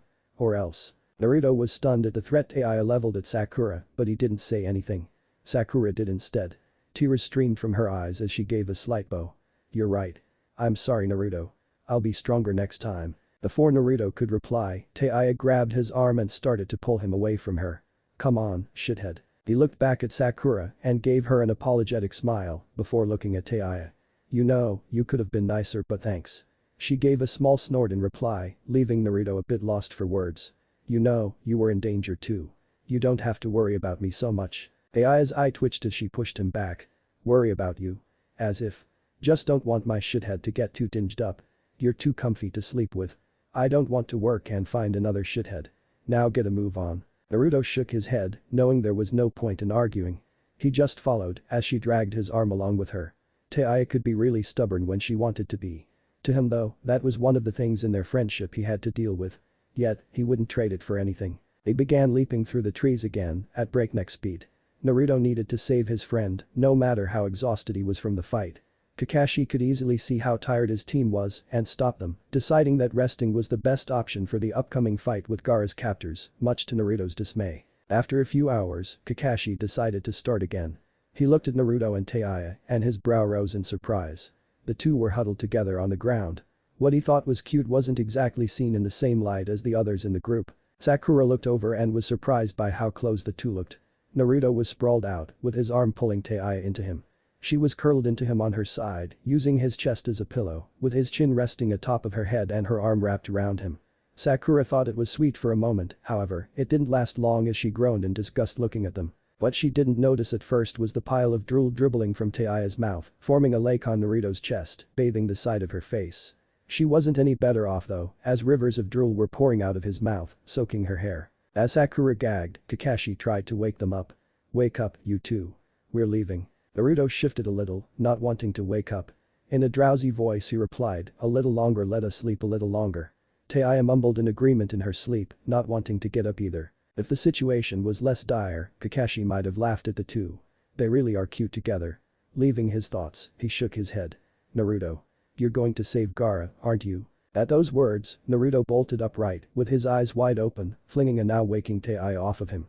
Of course I am. Now fully awake, Aya picked herself off the ground, more than a little irritated.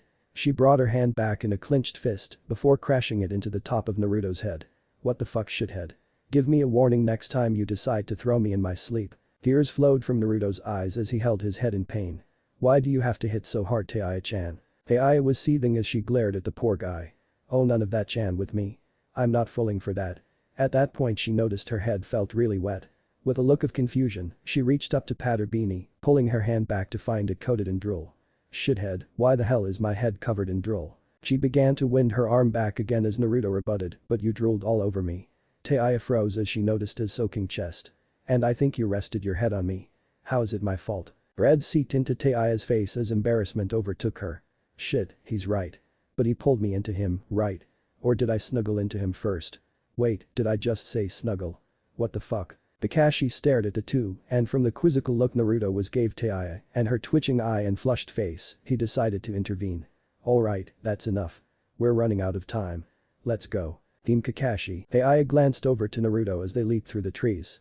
She could see the anxiety and anger brimming out on his face. She knew Naruto was protective of his friends, but seeing him like this made her see him in a new light. He really is a good friend. Maybe I shouldn't be so hard on him all the time. Is something wrong Aya? Naruto asked, snapping her out of her thoughts. Aya looked at him surprised by his questioning, yet caring gaze. Nothing. Just want to save your friend. Naruto calmed a bit from her answer. Tayu gave him a smirk back as they continued leaping. Her smirk was replaced by a frown from what she saw ahead of them. They landed in a clearing to the company of 4 other ninjas. 2 of them caused Tayu to gag from their outfits. She didn't really care about fashion, but from the 2 green monstrosities they were wearing, she realized she did care a little. That and their giant eyebrows weren't helping either. The taller one looked at Kakashi with a smile and spoke first. "You're late, Kakashi." Kakashi took a resting knee as he replied, "We got caught in something troublesome along the way." The second green-suited male stepped forward. "Naruto. Sakura." And he grabbed his chin as he got uncomfortably close to Tayu, studying her. "New girl. I am the handsome devil of the Hidden Leaf, Rock Lee." Tayu looked at him incredulously before looking at everyone else. She looked at Sakura as she pointed to Lee. "Is this guy serious?" Lee face planted before righting himself back up. "Of course I'm serious. My youth brings me my good looks and I will use that in my skill to win Sakura from Naruto." Before he could continue, the female of the team grabbed and dragged him away from Tayu. "Sorry about that. I'm Tenten. Pleasure to meet you." Tayu gave her a half-assed wave, irritated from the Lee's excitable attitude, that and his comment about winning Sakura over from Naruto. Sakura then introduced Chio to the group, who in turn all gave slight bows of respect. Niji, who Tayu remembered from back in the village, was embarrassed by Lee and felt that he had wasted enough time. He activated his Byakugan and stared into the large boulder blocking the entrance of their destination. He saw a large statue of some beast that multiple eyes looking around. What's that?" he asked in slight shock. Naruto began to shake him, wanting to know what he saw, if he saw Gaara. Niji shook Naruto off, trying to contemplate in words what he looked at. "It's hard to describe." Tayu looked at the Hyuga with interest. From the time she had met him, he always seemed stoic and sure of himself. However, whatever he saw shook him and it made her feel slightly nervous. Whatever the hell he saw must be bad. My guy, who had been uncharacteristically silent, clenched his fist and then sprinted towards the giant boulder.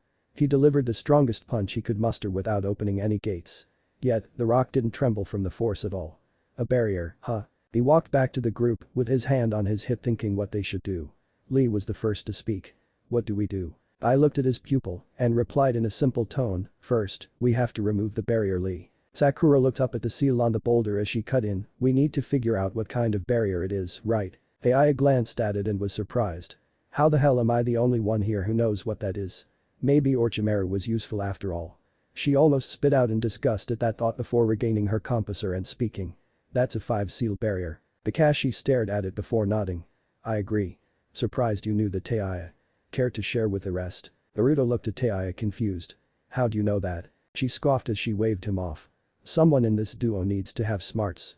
You're the brawn, I'm the brains." Naruto nodded, not catching her subtle jibe at his intelligence. "It's created by placing paper tags with forbidden written on them in 5 locations. That's the first one and there are 4 more somewhere." Kakashi nodded as he continued where she left off. "Very good.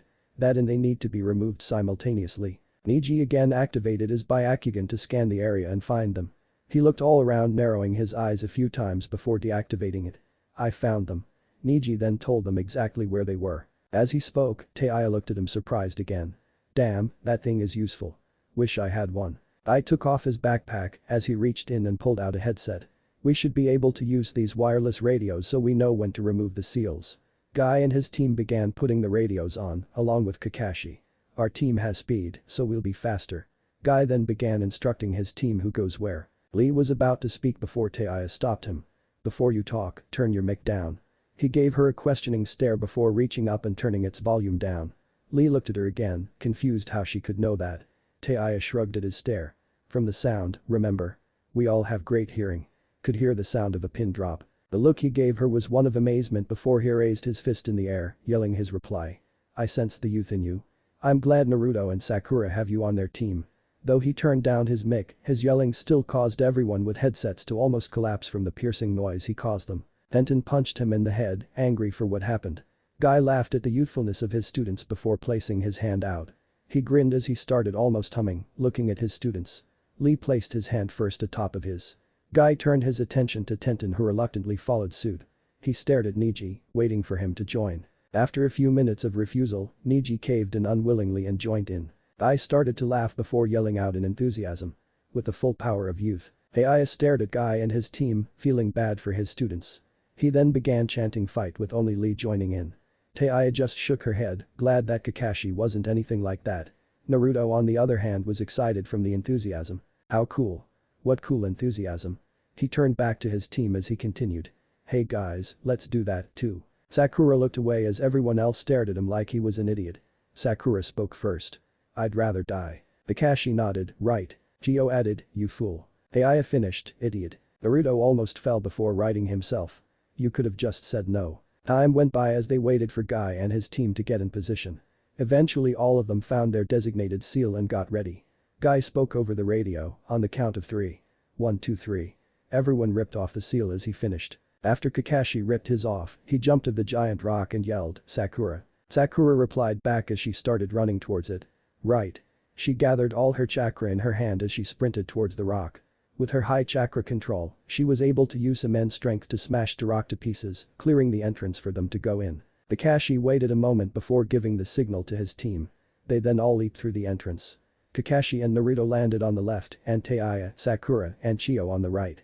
All 5 took up defensive positions as their eyes adjusted to the darkness of the cave. Naruto stared as he took in his surroundings. Gaara. He felt relieved for a split second as he saw Gaara, but it was replaced by fear and anger when he noticed that Gaara wasn't moving and there was a blonde man sitting on him. Another man stood to the side, both wearing black cloaks with a red cloud in the center. The Akatsuki. The man sitting on Gaara spoke first. Now, which 2 are the Jinchuriki? Rage began to overtake Naruto as he glared at the men. His whisker marks became more pronounced and his canines became more elongated. Tayu looked at him and a lump caught in her throat as she watched his blue eyes turn red in fury. You creeps. I'll kill the both of you. Naruto yelled out, barely restraining himself from snarling. Tayu became worried seeing Naruto in that much pain. Shithead, calm down. Her words had no effect as the 2 men continued staring at them. The second one spoke to his comrade. The first one to start yelling and screaming and the redhead to shut him up. It's them, Hadadara. Hadara nodded. It looks like it. Itachi is pretty good at describing people, Sasori. Naruto began pleading to Gaara to get up, not accepting that his friend was dead. Madara stared at Naruto impassively. You know, don't you? That's he's already long dead. He reached down and smacked Gaara on the cheek a few times. Naruto almost rushed him there, but Tayu came to his side, only slightly calming him. Don't rush in. You'll get yourself killed like that, shithead. Madara threw out a small clay bird and performed a jutsu that greatly expanded it and seemed to give it life. It scooped up Gaara's lifeless body in its mouth as Madara leaped on its back. I'll take the blonde half, you get redeed. The bird flew above them, out of the cave with Madara on its back. Naruto stared in disbelief before losing his compasser and charging after him. Tayu gawked before grunting in annoyance. Shithead, wait. Kakashi held her off as he turned and spoke. I'll get him and we'll take care of the guy outside. You 3 stay and take care of this one. Tayu wanted to protest, but he had a point. Kakashi was a well-known shinobi and could handle his own. It would probably take the 3 of them to take down Sasori without him. She looked at Naruto's retreating form before grudgingly nodding to Kakashi. In a quiet tone she said, just keep him safe. Kakashi nodded and then followed in pursuit. Kakashi quickly caught up to Naruto as the pair stared at Madara above them. He spoke into his headset, Guy, can you hear me? He heard static before the reply came in, Kakashi, we got caught in an enemy trap. It's going to take a while. Signing off. Kakashi grimaced at how the situation was deteriorating. He stood up and grabbed his headband. He spoke as he pulled it up, revealing his Sharingan. Looks like I can't be wasting my time. Tayu, Chio and Sakura stared at Sasori as he returned it with enough killing intent to stun Sakura in her tracks. Chio stepped forward as she sent kunai hurling towards him, only managing to cut his robes. As they fell off, Tayu's brow rose in surprise. There was a scorpion-like puppet inside of the robe. Bet the real body's inside. Chio nodded as she sized him up. You're right, girl. He uses that to eliminate Puppet Master's weakness to close quarters combat. It's both a shield as well as a weapon. She looked at both girls and motioned them towards her. Sasori watched as Chio whispered something to them. They all nodded and then began running towards him on the attack. He ripped off the cloth covering the puppet's face, revealing a mouth that hinged open and began spraying senbon needles at them. As the hail of seemingly never-ending senbon needles fired at them, they somehow managed to almost dance by them, dodging or deflecting every one of them. Sasori then fired a few missile-like objects that shot out and then opened shooting more needles. Yet again, they managed to get by every one of them. Sasori wondered how it was possible before he noticed Chio was using her chakra strings to help the 2 girls dodge every needle that came at them. The 2 girls then flanked Sasori. Tayu used a fireball jutsu that Sasori easily blocked. He glanced and saw it was a mere distraction as Sakura jumped above and came crashing down with a punch that ripped his puppet to pieces. Sakura smirked at her triumph. Got him. Her victory, however, was short-lived as a cloaked figure inside leaped from the debris, away from the destruction. Chiyo breathed out as she stared at the figure. So you've finally come out, huh? I've come this far to see my grandson's face. Aya switched her stares back and forth from Sasori and Chiyo. In a disbelieving tone she yelled, wait, you're his grandma? What the fuck? Why didn't you say so before? Chiyo stared at him intently, with an unwavering and emotionless tone she replied, you didn't ask. Aya stared at her and slack-jawed for a moment before she snorted in agitation as she resumed her combat stance. Old hag. The man yanked off his cloak, revealing what appeared to be a young unnaturally flawless face. Chiyo stared in disbelief at the man. He hasn't aged a day. What's going on? Aya looked between Sasori and Chiyo. At first she was surprised that they were family. Now, she didn't really care. Blood or not, they had to take him down. He was part of the Akatsuki, and if they didn't act fast, she knew they were done for. Sakura. Follow my lead. She yelled in a commanding voice. Sakura looked at Aya and back at Sasori before nodding. Use your gorilla strength and take him out. Aya yelled again. Sakura's brow twitched before she brushed off the comment. She cracked her knuckles as she began running towards Sasori. As she focused her chakra in her fist, she saw Aya flank from behind with a shadow clone forming a Rasengan. Smart, if he dodges she'll get him from behind. Sakura then noticed that Aya wasn't matching her speed. What is she doing? If I miss, the ground is going to break and send her flying. Then it dawned on Sakura. Aya was planning on him dodging Sakura's attack. I see, I have to break the ground in a way to send her in the air at him. She is smart. Even if he doesn't dodge in time my fist will do a lot of damage and when I leap away, she'll finish him. Sakura may have had problems with the girl before, but she had to hand it to Aya. When she wasn't spouting off she was an exceptional shinobi. Sasori didn't care for the two amateurs coming at him from opposing sides. It was a foolish ploy that wasn't going to work on him. In a chastising voice he spoke, shoddy teamwork. Your speed is off and she won't be able to capitalize when you try to strike me. Sakura didn't waver as she again attempted to punch his lights out. She came in a downward motion as he leaped up away from the attack. Cha. The ground split and crumbled from the impact of her fist. He shook his head as he sighed. You're not fast enough to get me with that girl. You're just destroying the battlefield. What he didn't see was the impact had split the ground from behind him as well, skyrocketing Aya towards him with a Rasengan. Got you now fucker. The Rasengan barreled into his back only momentarily as he used his chakra strings to pull himself to the ground, away from her attack. Out of the corner of his eye, he saw her shadow clone heave a blast of fire towards where he was going. With no time to dodge, he took the brunt of the assault, trying to block it with his forearms. Sasori held only a moment before trying to sidestep the inferno. He only made it just barely, as Sakura delivered a mighty blow to his cheek, sending him crashing into the side of the cave. Aya took a defensive position just slightly to the right of his front. He survived. Damn. But his arms look like charcoal now. And not burned flesh. And his cheek looks almost caved in. She looked at Chiyo, remembering her words. He hasn't aged a day. He must be a puppet too. But he's the real one, how can that be? Before she could voice her thoughts, Sasori chuckled. Seems you two aren't amateurs, are you? Then I guess time for play is over. His face then took a look of seriousness. Have you ever seen the Iron Sand Jutsu? Aya gulped as he summoned a puppet from a scroll. She glanced at Sakura and then Chiyo, who was just then recovering from the revelation of who he was. Shit. We need to do this fast. She then felt Chiyo's chakra strings reattached to her. Guessing I should follow your lead, Hokage. Naruto. Kakashi was resting on a knee with Naruto at his side. They had chased Deidara for a while and had finally caught up to him. Naruto. Kakashi said with a serious tone, with a hint of exhaustion. I used my Mangekyo Sharingan to tear off his other arm, but I don't think he's done just yet. Deidara laughed as he stood up ready to face almost certain death. I will still take you. You can't. Kakashi cut him off, you let your guard down. Naruto appeared above Deidara, performing a fireball jutsu, sending Deidara hurling down to the earth. As he crashed, Naruto and a clone appeared above, forming a Rasengan.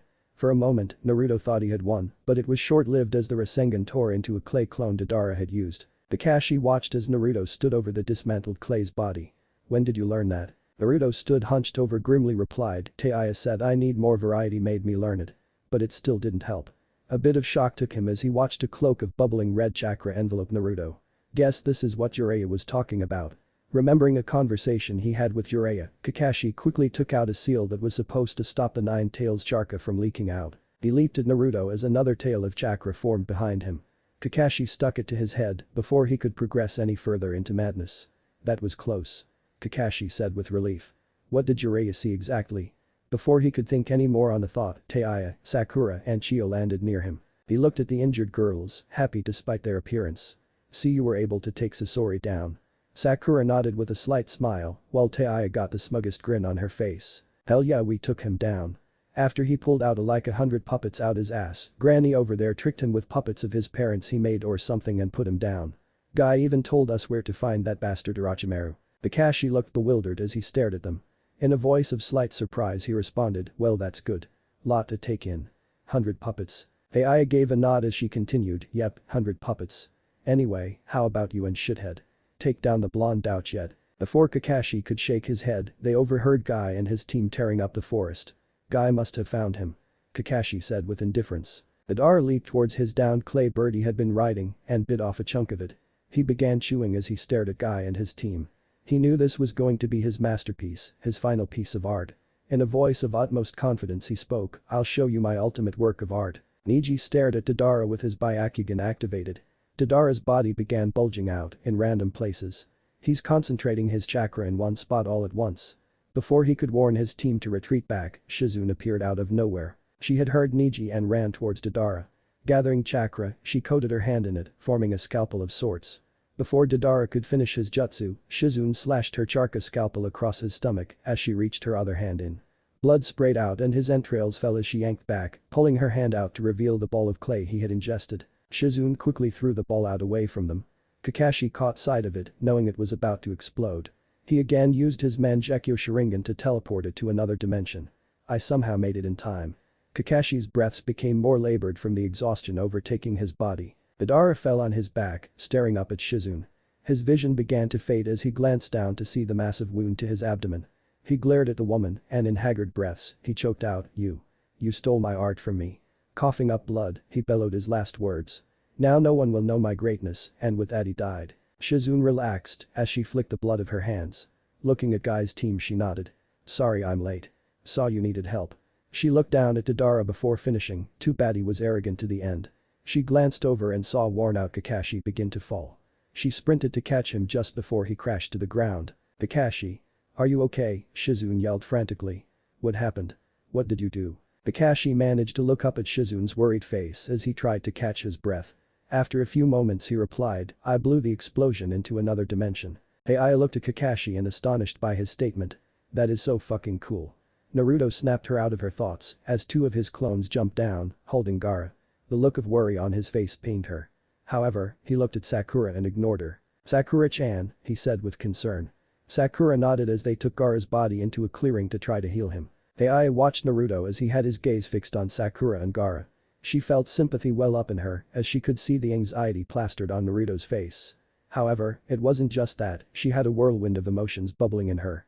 "I hope Sakura can't save Gaara for Naruto's sake. He looks so worried. But why he's staring at her like she can save the day?" Tayu shook her head at that thought. "Well duh, she's a medic. She can probably save him. Why am I jealous? That didn't even make sense." She looked at Naruto's unwavering stare and frowned. He's just worried about his friend still, he could stop staring at her like that. Sakura stood up and with a grimace, she shook her head. Shizune looked down, already knowing there was nothing they could do. Naruto didn't know, or perhaps didn't want to know that they couldn't save his friend. As she stood up though, all of his hope came crashing down. He looked down as tears filled his eyes and began to cry for his friend. Cry for one of the only people that he truly understood, for what they were. "I couldn't save him." As more tears filled his eyes, Tayu stepped towards him with her arms open. Naruto quickly closed the distance as he embraced her, falling to his knees. She lowered herself with him as he shoved his face into her chest crying. Tayu rubbed his back in a soothing motion while her other hand held the back of his head. Whispering she told him, "I'm sorry Naruto. I'm sorry we couldn't save him, I'm here." In between muffled sobs, he got out, "But for how much longer?" She looked down surprised, "What?" He continued crying as he replied, "If I couldn't protect Gaara, what happens if they come for you? What happens if they take you too?" Tayu held him stunned by his words. "I knew he cared, but I guess knowing and knowing are two different things. If that makes sense." She whispered to him, with all the compassion she could, "Then we'll beat them together. But I need you to be strong for me. Okay, shithead." He let out a hoarse chuckle before slowly nodding. Gio had watched the whole thing, feeling a bit taken back by how much a Leaf Shinobi cared for a Sand One. She knew they were both Jinchuriki, but the whole display really put it into perspective for her.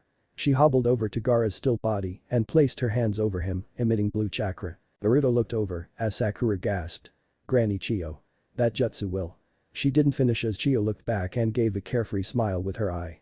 Naruto left the embrace of Tayu and stepped towards Chiyo and Gaara. Hey, what are you doing? He asked in a voice full of worry. Sakura looked at Naruto and replied for Chiyo. She's going to bring Gaara back to life at a cost. What cost? Naruto asked. Chiyo's vision began to blur as her chakra was starting to falter. Realizing she was weak, she knew she couldn't finish, but she had to, somehow. Naruto came closer to her and offered his hands. He placed them near hers and began to pump out chakra to them. Use my chakra. She looked at him and offered a small smile, accepting his help. Amidst this shinobi world created by us foolish old people, I am glad that a person like you showed up. She continued her jutsu, close to losing consciousness. The things I did in the past were nothing but mistakes. But in my last hour, it seems I shall finally be able to do the right thing. The village hidden in the sand and the village hidden in the leaves. Chiyo took her gaze away from Gaara and looked up at the sky. The future is likely to be different from the way things were in our time. She looked back down to stare at Naruto. Your mysterious power that Kakashi spoke of, that power is likely to alter the future greatly when you become a Hokage like none before. She glanced over at Tayu and continued, I can see how much you care for him. Continue to. He's more important to you than you'll ever know. Tayu blushed as she gave a tight-lipped smile while Chiyo continued, and Sakura, protect someone who's precious to you. Not an old lady with one foot in the grave. Returning her attention to Naruto, she spoke. Naruto. I have a favor to ask. You are the one and only person who is capable of knowing the extent of Gaara's pain, and Gaara knows your pain too. Please help Gaara. She glanced at Tayu and keep her safe and cherish her. Or else I'll come back to haunt you. Chiyo began to laugh as the last of her chakra began to fade out. Gaara. Gaara looked around, wondering where the voice was coming from. Gaara. He recognized that voice. It was familiar. Naruto. Gaara woke to see Naruto's face, stunned he was still alive. He looked around to see all the sand shinobi standing around him, happy to see him alive. Slowly, he came to his feet to see all of his people weeping tears of joy. Gaara had thought that his people feared him, but this was different. They really cared. Naruto looked at his friend before looking to Chiyo. Sakura held her lifeless body, happy yet sad for the sacrifice she had made. Tayu stepped next to him, giving his hand a squeeze. He returned it, giving a bittersweet smile. Gaara stared at Naruto and then Chiyo. He didn't know the woman well, but he recognized that she made the ultimate sacrifice to save him. Everyone, he said as he closed his eyes. Let us pray for Granny Chiyo. After bearing farewell to the Sand Village, Kakashi's and Guy's teams were heading back to the Leaf Village along with Shizune. Kakashi was exhausted from using his Mangekyo Sharingan, and Guy was helping him walk. Shizune on the other hand was fussing and fretting over Kakashi, worried about him. Are you sure you're okay? I'm a medic. If we need to do surgery or you need healing, I can and will do it. Kakashi looked at the woman slightly bothered. Why is she worked up? I'm just exhausted. She knows she can't heal me. Thanks, but I just need rest, Shizune. That didn't stop her though as she continued to stress over him. Tenten didn't help as she yelled back at their trailing senseis. Sensei. You guys are too slow. Guy was the wrong person to call slow because it conveyed a sense of him no longer being youthful. Kakashi looked at Guy and tried to calm him down. I'm sorry, Guy. When I use that new Sharingan, it takes a toll on my body for quite a while. Shizune almost had an aneurysm as she began checking over Kakashi again. So you are hurt. Maybe we need to take the Sharingan out if it's hurting you this badly. Kakashi looked at her and sighed. He didn't know why she was getting so worked up, but it unnerved him a bit. No one cares that much. He couldn't handle a fretting Shizune and a worked up Guy. I lost it as he threw Kakashi in the air, which caused Shizune to scream in panic. All the teens looked back to see Guy with his pack strapped to his front and Kakashi on his back. Tayu looked at them and gagged. What the fuck? Old dudes giving piggyback rides. I laughed manically as Lee looked amazed. I see. It's training, isn't it? Guy continued to laugh as he began to sprint with Kakashi on his back. You guys. You think you can keep up with me? He yelled out in glee as he sprinted away with a dust trail following behind, along with a frantic Shizune. Get back here, you maniac. You'll hurt him. Naruto stared in disgust as Lee positioned himself to imitate his sensei. Niji. I refuse. Niji barked in reply. Tayu threw her bag on Lee and motioned for everyone else to follow suit. After strapping all of them to Lee's back, she jumped up on them and sat on top of their luggage, with her legs dangling in front of him. I won't say no to a ride. Giddy up, bushy brows. Konoha gates. I came hurtling through the front gates of the Leaf Village with Kakashi on his back. Last spurt. Goal. He stopped as he crossed the threshold. First place. Shizune came running through next, exhausted from the sprint. She bent over as she clutched her knees, trying to regain her breath. Guy, you are crazy. Lee came sprinting in next, with Tayu still riding atop of the packs. Sadly, third place. I heaved Kakashi upright on his back as he looked at his student. Hey Lee, you need to train more. Lee looked at his sensei and replied instantly, yes. I will try to be first place next time. I laughed before continuing, Lee, you are not third place. He spun around as Kakashi flailed on his back. Kakashi was second, Shizune was third. Lee looked stunned, trying to contemplate the information. Fourth. Huh. I began laughing again, Kakashi, you are too lucky. You don't need to thank me. His tone became more serious as he focused on his student again. Lee, you are not fourth either. Guy pointed to the legs dangling of the packs in front of Lee. In a drowsy voice, Tayu spoke. Huh? I fell asleep. What happened? Lee face planted as Tayu looked around. She looked down and saw Lee lying face down in the dirt. Shrugging, she got off, just glad the ride was over. Naruto, Tenten, Sakura and Neji stood behind them panting from finally catching up. Sakura couldn't believe how crazy Guy was and was surprised that Neji and Tenten were still sane. Shizune pulled the unconscious Kakashi off of Guy and sprinted to the hospital, leaving everyone else behind. Guy looked around confused before speaking. Guess hospital first before reporting in. Hospital. Kakashi began to stir, still exhausted from the mission. Slowly he opened his eyes to see everyone by his bedside. Shizune was sitting on his bed beside him looking over his charts. Tsunade walked in, much to everyone's surprise. A job, Kakashi. I already examined you. Bed rest for a few more days. Everyone else can rest today too. She gave a nod then left the room, followed by Sakura. Everyone slowly dwindled out, leaving Kakashi and Shizune alone. Kakashi watched as Shizune kept glancing between his charts and him. Shizune. She didn't pay attention as she kept going over them. With a bit more force he said her name again. Shizune. This time she stopped reading and looked at him. Shizune sighed before placing his charts down and looking at him. I'm sorry Kakashi. She reached her hand over to cover his. I was just worried. I'm sorry. He stared at her surprised by the admission. Shizune, thank you. She blushed as she slowly nodded. Shizune then sat up and made her way to the door. Hesitating, she decided to go out on a limb. You know you shouldn't always cover your face, it's really nice. As Kakashi reached to touch his face, Shizune gave a quick bow and left the room with her face as red as a tomato. Oh crap, oh crap, oh crap. I just said that. Unbeknownst to her, Kakashi too had a blush as he felt the side of his face. She likes it. Why? It's just a face. And she was worried about me. Strange, I feel kind of lightheaded. My Sharingan must really be taking a toll or something. Just need more rest. Sakura and Tsunade stopped just outside of the hospital. Sakura needed to tell her master the information Sasori had given her. Sasori said he had someone spying on Orochimaru. In 10 days at Tenchi Bridge he's supposed to meet him there. 4 days has passed, we only have 6 left. Tsunade took that in as Naruto leaped down from above, followed by Tayu. To Tenchi Bridge it is. Sakura looked at Naruto like he was an idiot. We need another team member. Kakashi-sensei is still injured. Naruto shook her off to find another team member. He leaped away followed by an irritated Tayu. Tsunade shook her head. That brat really needs to learn patience. Tsunade again returned her attention to Sakura. She was proud that her student was able to stand up to an S-rank shinobi and not only survive, but win. She knew that it was the first of many battles however. Sakura, we got word about a potential attack onto Kigakure during your trip back here. Sakura rubbed her chin thinking about that. The village hidden by a waterfall.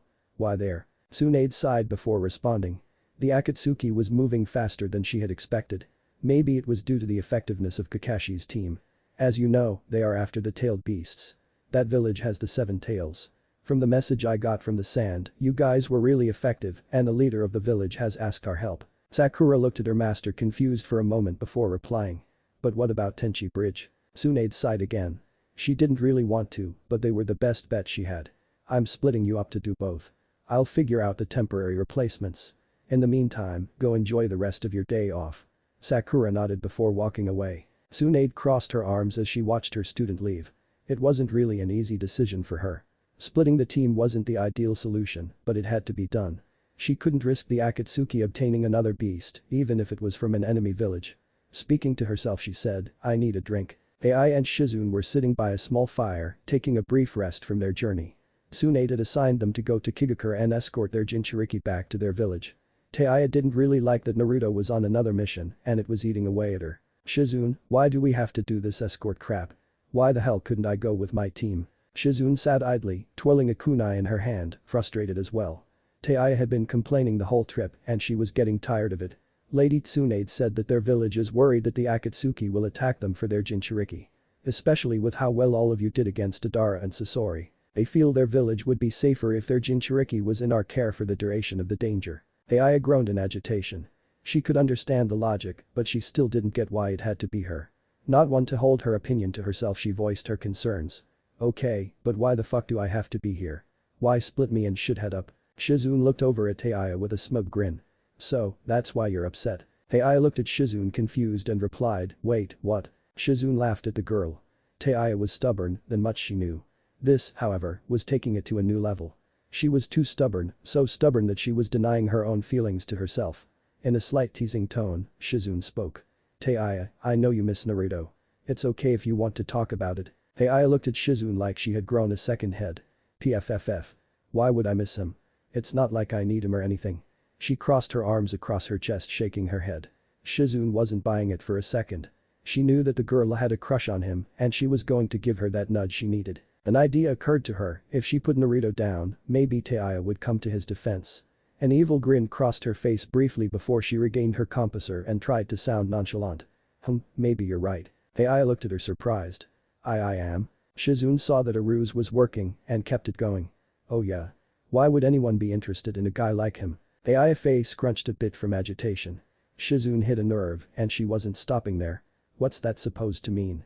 She asked with a tone of irritation. She's falling for the bait. Just a bit more. Don't get me wrong, he's okay. But what's up with that blonde hair and the giant grin he's usually sporting? And those blue eyes aren't fooling anyone. He's not the brightest or the strongest. Why would someone miss him? Shizune turned away, trying to keep up the facade. She didn't mean any of that, but slight teasing and being straightforward wasn't working. Then the idea struck her to talk down about Naruto. Shizune glanced to see Tayu clenching her fists, with red seeping into her face. Looks like it's working. Don't talk about him like that. I like his hair and I love his blue eyes. And his dopey grin brightens everyone up. He might be the smartest, but he's not stupid. He's kind, protective, and strong. At that point Tayu was pacing, throwing her hands wildly in the air, emphasizing her points. Shizune had the biggest grin plastered across her face as she stared at Tayu. Tayu looked back confused and still furious. What? Tayu asked. Shizune replied, gotcha. Tayu stared at Shizune dumbfounded, a few moments trying to process what it was she got her with. After a few fierce moments of staring, it clicked in her head and she fell back on her behind, covering her face in embarrassment. She should have known Shizune was pulling one over her. Shizune began laughing hysterically at the flustered Tayu, struggling to breathe. When she finally caught her breath, she tried to tease her again. You love his eyes, huh? Tayu snorted, not wanting to answer her. She didn't know what compelled her to talk about him like that. It just came out like it was the most natural thing. She really liked Naruto, even when she insulted and belittled him. He's the best friend I could ever ask for. But that's all he is. A friend, right? Not wanting to follow that train of thought, she tried to shift the subject. Pointing at Shizune, she spoke. What about you and Kakashi? Anyone can see you're heads over heels for him. Shizune blushed, surprised how easily Tayu had turned it on her. Unlike her, Shizune knew she was interested in Kakashi. Shizune tried to think of a reply, but she came up empty. Looking down she replied that you're right. I just can't get him to see me. Tayu stared at Shizune, not really sure what to say. She hadn't expected to see her that vulnerable and was at a loss for words. That and she had no experience with men to offer advice.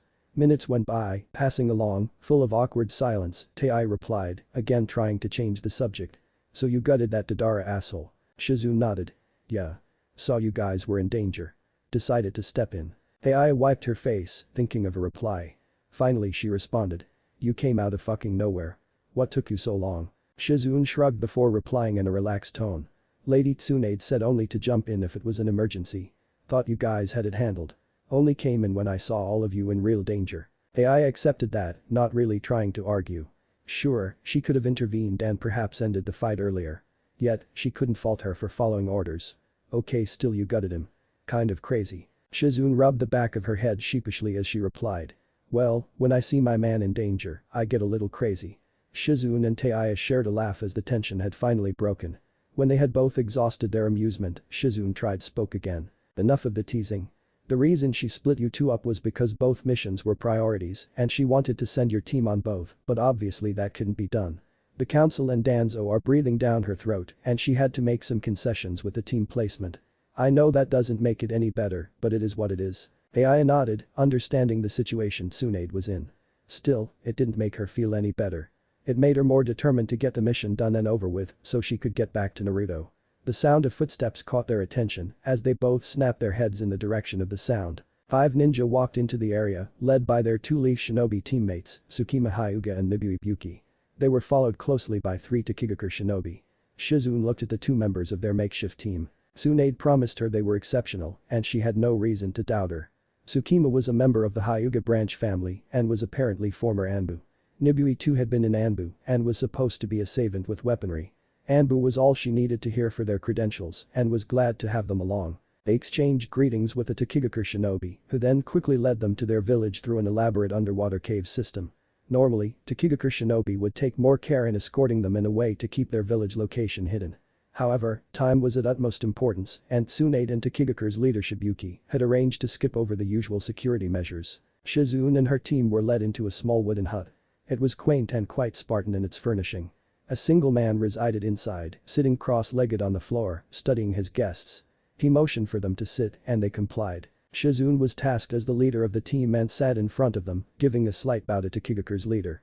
He returned in full and gave a small smile before speaking. I welcome you to my village. I'm afraid this will have to be brief and get straight to the point. Shizune nodded in understanding as he continued. As you know, we have requested your help in a matter of importance. Shibuki grimaced before continuing. We caught word of an imminent attack on our village from our spies, and no thanks to you and your people.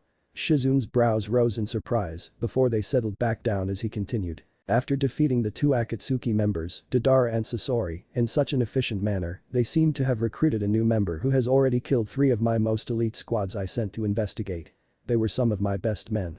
Shibuki rubbed the bridge of his nose before resuming. Whoever it was killed them within minutes. Our investigation shows it was fast and brutal.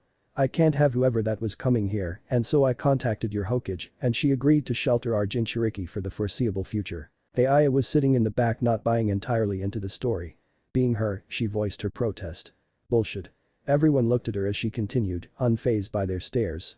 You're telling me one person took out 3 elite squads by themselves? And you want to send a powerful asset out because you're afraid? Bullshit. Shibuki looked at the girl, a bit taken back by her bluntness. Well, I suppose there is more to it. He folded his hands together, resting his chin atop of them a moment, trying to decide how to come out with it. Well, yes, she's a valuable asset, but she puts the village in more danger than she's worth. I can't have that. Aya still wasn't buying it. She couldn't believe that a small village would give up such a powerful deterrent. She tried to cut in. So you're just going to give up one of your— Shizune gave her a narrow glare that told her to stop right there. Aya bit her lip, knowing that disrespecting a village leader wasn't the wisest of ideas. She would just have to keep her mouth shut even if she didn't agree. Shibuki looked pained. He didn't want to abandon one of his people. However, he felt the threat of attack outweighed the benefit of having the Jinchuriki here. A Jinchuriki that wasn't in command of her tailed beast wasn't worth the cost of his people's lives in his opinion. He tried to straighten out his posture to appear more dignified before speaking. I don't make this decision lightly, know that. Shibuki said with a glance at Aya. Our Jinchuriki isn't in complete control of the beast inside her. She won't be of much help. And I won't lie, if Konoha has multiple beasts, eyes will look towards you instead of my village. Aya was at the point of breaking. How could they treat someone like that? Naruto told her how he was treated growing up and it broke her heart. Here, it wasn't any different. They had no use of whoever it was and were just going to toss them aside out of fear instead of fighting for them. She stood up to protest again, but Shibuki raised his hand towards her. How about you go get our Jinchuriki ready to leave? We'll stay here and discuss the arrangement a bit more. He motioned to 2 of his guards. Please escort her to the Jinchuriki. Aya gritted her teeth staring at the man. She looked over to Shizune who in return offered a solemn smile. Aya knew she didn't really have a choice and followed the 2 guards grudgingly. They led her through the village to a small rundown house. That was being generous, it was more of a mid-sized shack. Aya looked at the 2 guards expectantly, waiting for them to open the door. One of them took the cue and opened it. He ushered her inside and in a gruff voice said, "Get the demon ready to go. We'll be back shortly." He slammed the door roughly, leaving a gaping Aya behind. She stared at the door a few seconds in disbelief before stomping her foot on the ground. Well, fuck that guy.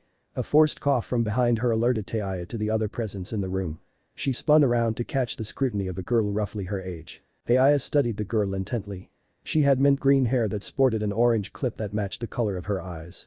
Those orange eyes were peering into Taiya's, studying her as well. After a few moments of silence the girl broke the silence first. In a suspicious yet accepting tone she spoke. "So, guessing you're here to take me away." Taiya stared into her orange eyes, seeing the pain from her life in them. Taiya was now a Jinchuriki, but she didn't grow up as one. Naruto had, and everything he had told her about it, she could see in her eyes. "I'm here to help you, not take you away." Taiya tried to change the tone of the conversation. "Besides, screw these people. They don't want you around, my village will take you with open arms." The girl looked at her skeptically before replying. "So you can have another tool at your disposal." Taiya crossed her arms across her chest. "Tool? No, they're not like that. I was an enemy and they took me in." Pointing to herself she continued, "I'm a Jinchuriki too, and I'm not anyone's tool. My guy is one too, and he may be a doofus, but he's not a tool. We're friends, so quit this tool bullshit and get ready to go." The girl looked stunned from Taiya's rant. No one had ever spoken to her like an equal before. It had always been negative or threatening. The villagers saw her as a monster and treated her as such. This girl with red hair didn't treat her like that. She was different. "So, we're friends?" she asked hesitantly. Taiya shrugged, not really caring what she called them. Naruto would befriend her instantly, so Taiya could too. "Sure, we're friends." The girl became ecstatic as she squealed in delight. She leaped towards Taiya, tackling her to the ground. She had Taiya wrapped in a hug, rubbing her cheek against hers with a giant smile. "Yay. You're my new best friend. We are going to have so much fun." Taiya gasped for breath from the bear hug she was trapped in. This girl apparently made friends fast. Just like Naruto. Except she's never had anyone. Taiya relented and gave return the hug briefly before shoving her off of her. Alright. Enough of that. Yeah, we can be friends. Let's just get ready and get you out of this shithole. The girl calmed down a bit, but the giant smile was still plastered on her face. The same smile Naruto had even when he was being treated poorly. "I'm good to go. I don't own anything except for some clothes. By the way, I'm Fu." Taiya was saddened to hear that. Even she had a few things, not that material objects really mattered to her. She gave a weak smile back as she replied. "I'm Taiya." "Okay. Well, they might be a while. Want to play some games? Like backgammon or cards or something?" Taiya looked around, surprised by the request. "Sorry, I don't have any games." Fu looked absolutely disheartened before perking back up. "Well, I guess we can talk then." She grabbed Taiya's hand and led her to a mat in the corner of the one-roomed shack. She sat down cross-legged, pulling Taiya down next to her. Taiya didn't know what she was supposed to do. The only friend she really had was Naruto. She didn't really know how to socialize that well with people. Luckily for her, Fu took charge, talking 100 miles per minute. "So I like your hair, it's so pretty. I wish mine was longer like it. You said you're a Jinchuriki. Which one?" "I have the 7 tails." "Why are we leaving anyway? What's Konoha like? Do you like playing games?" It took a minute for Taiya to lose her shell-shocked expression from the barrage of questions from Fu. The girl seemed to not be kidding when she said they were best friends. After a few moments Taiya finally replied. Yeah, I'm a Jinchuriki too. I have half of the 9 tails. Shithead has the other half. We're leaving because a group called the Akatsuki is after us Jinchuriki and your leader is worried for the safety of the village. Konoha is nice I guess. And I don't really play that many games." Taiya brushed her hand through her hair as she continued. "And thanks, I slave over my hair. Glad you like it as much as he does. And I like yours too. It's short and cute. And that color is pretty. Saw another person in the village on the way here with the same color. Only 2 people I've seen with it." Fu's expression saddened at her last words. In a glum tone she replied, "Yeah, I know that person. That's my mom. She gave me up when they sealed the 7 tails in me. She doesn't talk to me or anything. Every once in a while I'll catch her staring at me, but I can't tell what she's thinking. She looks impassive." Her face lit up, trying to make the mood happier. Taiya, however, could see in the pain in her eyes. No matter how much someone grinned, joked, or laughed, they couldn't mask the sadness in their eyes. Some call eyes the windows to one's soul, and Taiya could see all the loneliness and despair through Fu's. "So you have half of the 9 tails, huh? And who's shithead? And thanks for liking my hair. Some think I'm a tomboy, but I don't care what they think." Taiya laughed, accepting that Fu didn't want to dwell on her mother. She had her own mother issues, and she didn't blame Fu for not wanting to talk about it.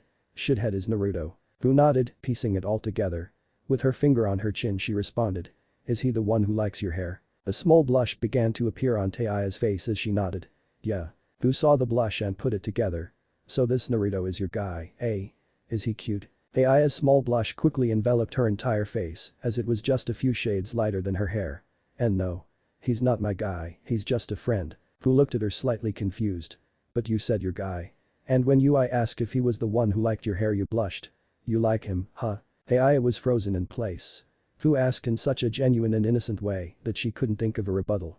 To add to the fact, Fu didn't even know her and apparently read her like an open book. You like him, don't you? She asked again. Tayu tried to deny it. No, I don't.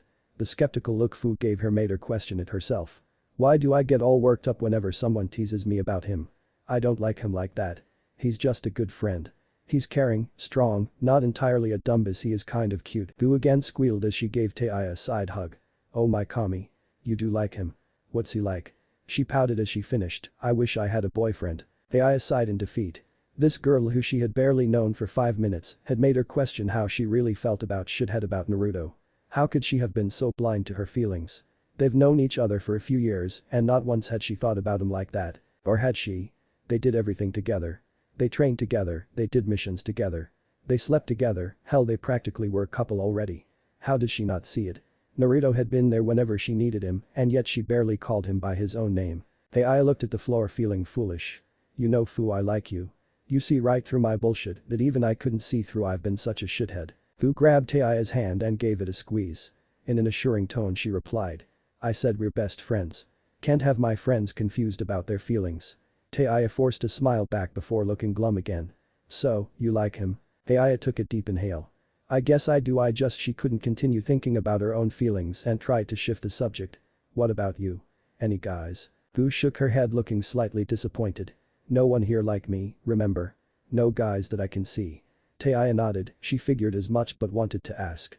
If she was going to lay her feelings out, Fu could lay out some of hers. Well, when we get back to the village maybe you'll find one. They sat next to each other for a few hours talking about their lives, what they had gone through. Tayu was impressed by Fu.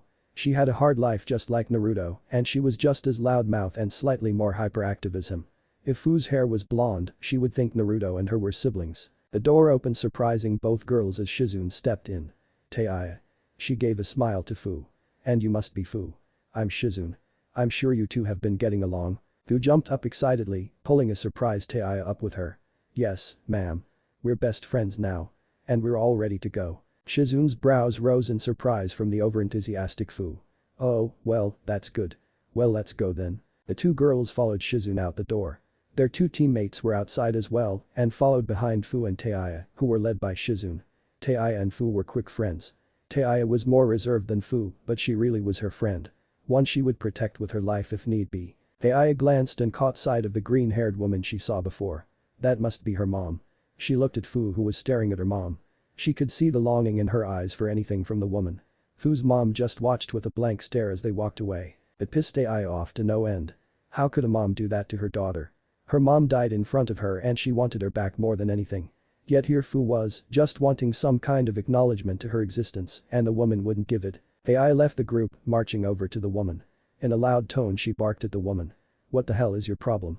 Fu's mom didn't reply, she stood there staring at Tayu with a blank stare. Your girl just wanted you to acknowledge her and you do nothing. You're worse than the rest of the village. They treat her like scum, but at least they see she's alive. You act like she's nothing. If I have a kid, I hope I'm nothing like you. Tayu stormed back to her startled group, slack-jawed from the outburst.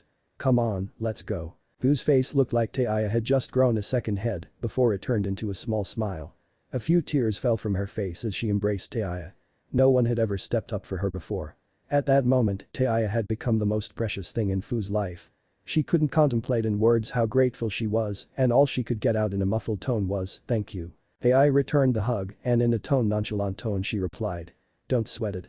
No one should deal with that. Let's just go. Fu accepted that and moved along with the group. She couldn't make her mom love her, but just an acknowledgement would make her feel a lot better. At least she could have acted like she was alive, she was her daughter after all. At least she had her new best friend Tayu. Sometimes that's all someone needed, a friend. Fu's mom watched as the group left the village. She kept her blank stare until they were completely out of sight before she fell to her knees breaking down. A flood of tears poured out as she shook in absolute despair. Sobbing she weakly cried out, Fu. Oh my Fu, I'm sorry. I'm sorry I couldn't protect you. The village said I'd make you weak. She cried for hours non-stop until a hand was placed on her shoulder. Looking up she saw her village leader, Shibuki, offering her a kind smile. I didn't mean for this. I just followed my predecessor's ruling. But I'm not like them. Fu needs to know you care for her. He helped her up to her feet. You have my permission to go. Go and let her know it wasn't your fault. Hurry before they pass our land's borders. Then return. I'm sorry but that's all I can do. Go. Fu's mom was shocked that he was allowing her to do that. She wiped the tears from her eyes before bowing to him. She pulled out her Takigakure headband and wrapped it around her head, letting her hair fall around it. Thank you. He gave her a smile as he watched her run off. Shizune and her team followed two Takigakure shinobi who were leading them south to the border between their respective countries. They were all on high alert, expecting that an attack could occur at any minute. Fu had been talking the entire time to Tayu, not stopping to take a breath. Normally, Tayu would have told anyone else to shut up. Maybe Naruto had rubbed off on her, or maybe she just felt bad for Fu and didn't want to spoil her excitement. Whatever the case, Tayu just let her talk and answered her questions. Is the village pretty? Is the Hokage nice? Will I make lots of friends? When can we play some games? Tayu nodded along, not caring that she couldn't stop talking. She just answered her questions. Yes. Sure. Probably. We can play some games back at the village. Fu was bouncing in anticipation. Tayu, we are going to have so much fun. And you can introduce me to your boyfriend and then we can be friends too. Then you can get me one. Shizune glanced back to see Tayu blushing. She didn't even get upset with the boyfriend comment. Maybe she's finally seeing it herself. She looked up to see a signal flare high above. Looking ahead to the two Takigakure shinobi leading them, she saw them completely focused on the flare. Shizune matched their speed and got between them. What's that a signal for? One of the escorts hesitated before replying. Before he had a calm demeanor, but now he seemed nervous. He continued to stare at the falling flare as he answered. That was a blue flare from one of our scouting posts. It's an alert that they've been attacked. Shizune looked back at her team with a stern expression. They all knew what that look entailed and went on high alert. She was about to ask the escorts another question until another flare went up. It caused a Takigakure shinobi to gasp in alarm. And no. The other one grasped the hilt of his sword off his back and used his other hand to grip a kunai. Fu became silent, knowing what that flare meant. Tayu watched it fall and asked in a serious tone. What color does that mean? One of the Takigakure shinobi responded. That was a red flare. They're gone. He looked at his comrade and gave him a nod before beginning to scan the surrounding area. Leaf shinobi. Be on alert. Shizune clenched her jaw anticipating an attack. She didn't know when or where they were going to be ambushed, but she knew it was going to happen. Before she might have been slightly nervous, but with all the training she had been doing the last few years, she felt she was more than prepared. Tayu looked around listening for any indication of an ambush. As she listened all she could hear was silence. That might fool an average person, but not a ninja. It was too quiet. They traveled another 10 minutes in silence expecting an attack at any minute. Tayu started to become agitated waiting in anticipation. Then she heard a high-pitched whistling sound. Do you hear that? Shizune looked back at her, shaking her head. Tayu gulped, not knowing what direction the sound was coming from. It seemed to permeate from every direction. Where the fuck is that coming from? They traveled in silence another 40 minutes. It was driving Tayu crazy because she could hear that high-pitched whistling sound the whole time. Normally they would hear a sound just before or at the moment of ambush. This was something else. It was more effective because all of them were about to leap out of their skin from the tense anticipation. It sounded like a bomb dropping through the air, about to make contact with the ground before detonating. Yet, it seemed to be in perpetual freefall, never making its impact. Tayu's eardrums felt like they were going to burst from the sound as it seemed to get higher and higher. The group leaped past a tree, all seeing a paper bomb at the last moment. All of their eyes widened as they held up their arms, trying to shield themselves from the explosion. It blew up, bigger than a usual paper bomb. It sent them flying back into different directions. Luckily they saw it in time and only suffered minor scrapes. Everyone okay? Shizune yelled. They all dusted themselves off, nodding to her. Scanning the area, she didn't see anything so she motioned to continue. Be on high alert, they're near. The group tried to make progress, but a little further ahead, they saw more paper bombs. Tayu looked at them and said, shit. She heard sizzling and looked up to see a paper bomb about blow by her head. She panicked and yelled out. Move. All of them looked around to see they were surrounded by paper bombs. They leaped and dodged their way through trees, barely dodging the explosions. It was a minefield and they had walked right into it. At first Shizune thought they were lucky they were dodging the explosions, but she quickly realized it was a trap. They were being led through a path to a destination she didn't know. Unfortunately there wasn't anything she could do about it, they were too far into the minefield to turn back. Shizune had to grit her teeth, waiting to see where they were going. The trees began to thin as they traveled further. Eventually they made it into a clearing. It was a bit of a relief to see a small field and a small river nearby. Shizune knew that it wasn't as serene as it appeared. This was the ambush point and they were led right into it. Before they could catch their breath, a gust of wind sent one of the Takigakur shinobi flying back first into a tree. They watched helplessly as a flash of yellow rushed by, colliding with the winded shinobi. All they heard was a sickening crunching sound as the man's bones were smashed in from the collision. His lifeless body slumped over and fell to the ground. The assailant back flipped away before landing and moving again. Tayu tried to keep up, stunned at the person's speed. Shit, she's fast. The other Takigakur shinobi watched his comrade fall to the ground and lost it. He charged with his sword, attempting to strike the assailant. The person stopped momentarily as he threw a kunai at the person, trying to stagger her a moment so he could deliver the killing blow. The person caught it as he swung his blade down. Thinking he had her, he used all of his might to kill the woman in front of him. "You will pay," he said coldly. As it inched closer, the woman smirked, raising her other hand and caught the blade. In an unusually sweet voice despite the circumstances she spoke. "Foolish man." His eyes widened in terror as she used his kunai blade she caught and rammed in into his abdomen. He slumped over, his head leaned against her shoulder. Tayu watched shocked as she shook her head in disappointment. She heard him cough and then saw a scowl cross the woman's face. "You got blood on my outfit." She looked up to match stares with Tayu. The woman gave her a deadpan look as she lifted her arm, grabbing the man by the back of his head and twisting it. She pulled hard and fast, walking away as he fell to the ground dead. Shizune looked at the woman shocked from the brutally efficient kill. The woman rested one hand on her hip and stared at the group. Shizune eyed her, trying to figure out who exactly she was. She wasn't in the bingo book and she had no idea what her skills were.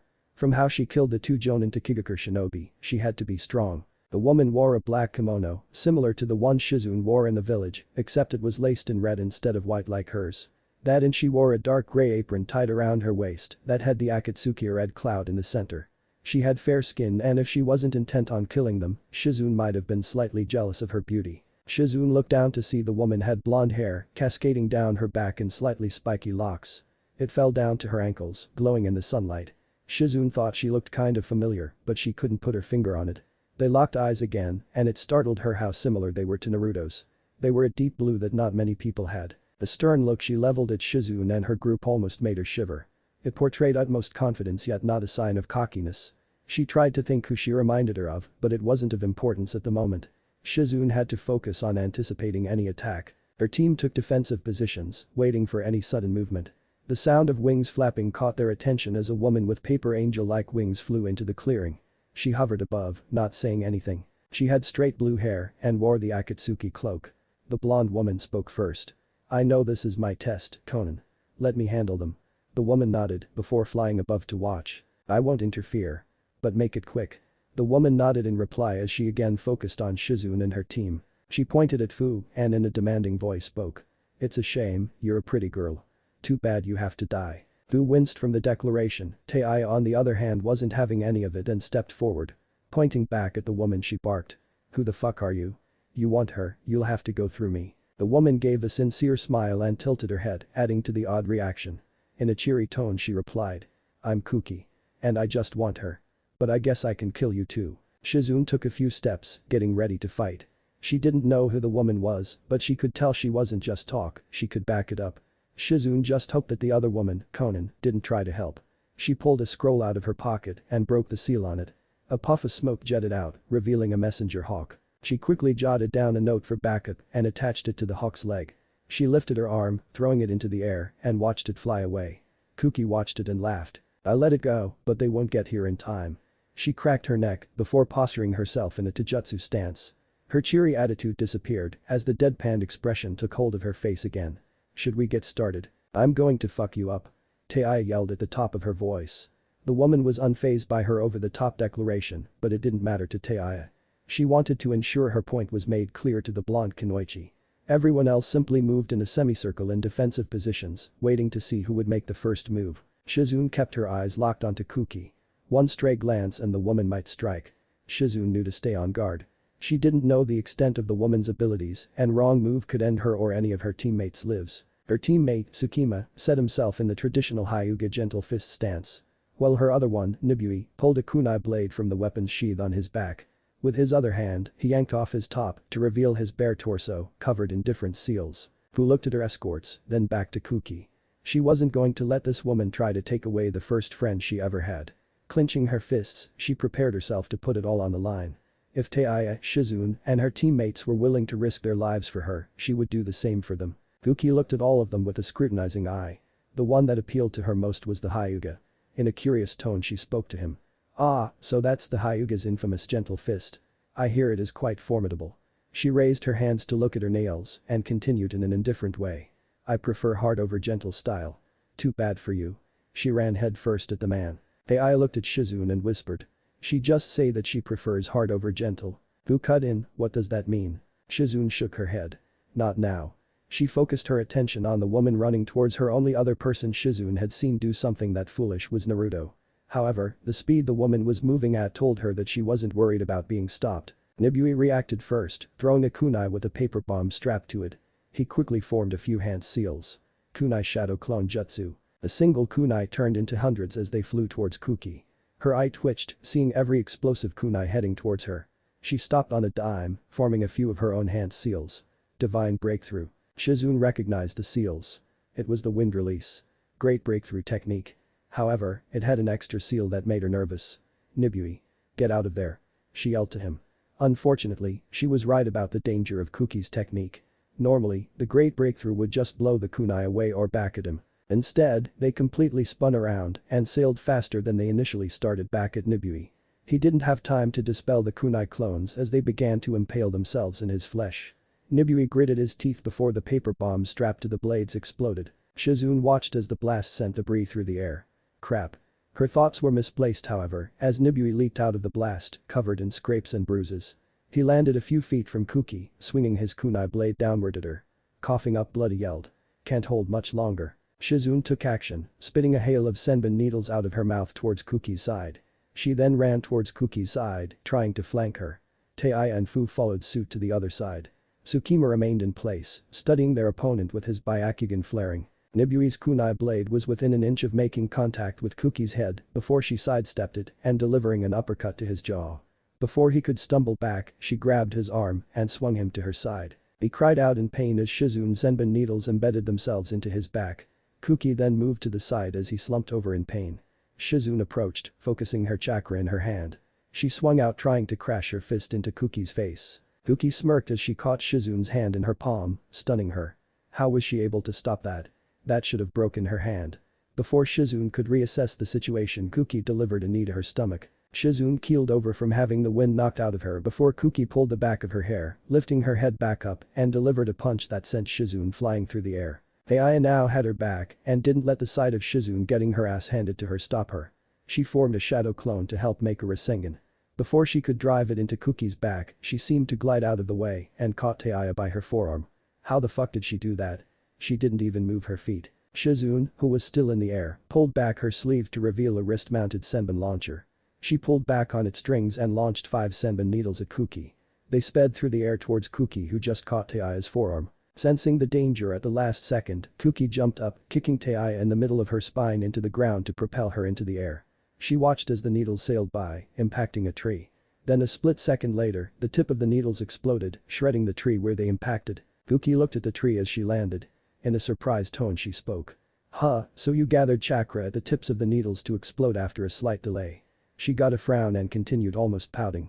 "That would have blown holes in my skin." Shizune had landed on her back and struggled to get up, still dazed from the blow Kuki had given her. How she was able to stop her own fists, she had no clue. The chakra she put into it would have demolished a boulder. Shizune reached her hand up to wipe some blood that started to seep from her nose. That was a strong punch. She glanced over to see Fu helping Tayu get back on her feet. The fight was already going bad and Shizune wasn't sure if they could win. She had trained for the last few years like never before to become the strongest kunoichi she could be. Yet this woman stopped her with such ease. Something didn't make sense. Tsukima stood startled from what he had seen. He looked at Nibui worried about his comrade. Then he looked at Shizune and yelled in disbelief. "She's using all of her chakra points." Shizune looked at him to elaborate. "Whenever she moves, she uses her chakra to shoot out of every point to move faster. She's using it as a wind release." Tayu looked at Kuki, finally getting it. "So that moment when she seemed to glide and dodge my attack she actually did." Tsukima nodded hesitantly, not really believing it himself. If it wasn't for his Byakugan, he would dismiss the claim. No one had that amount of chakra control. Even Tsunade, as skilled as she was, couldn't do something like that. Shizune couldn't believe it. The most skilled could only use chakra at their hands or feet to increase power, speed, and jumping. The notion that she was able to push it out through every point was amazing. Yet she had done it. That and actually manipulated it with the element of wind. Kuki smiled cheerfully at Tsukima. In a matching tone she cut in. Very good. You found out about my wind armor technique. Sorry though. It won't help you.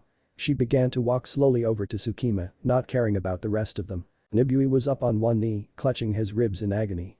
Tayu looked down and could tell at the very least that his ribs were broken. Coughing up more blood, he croaked out. That explosion really messed me up. He breathed haggardly as he continued.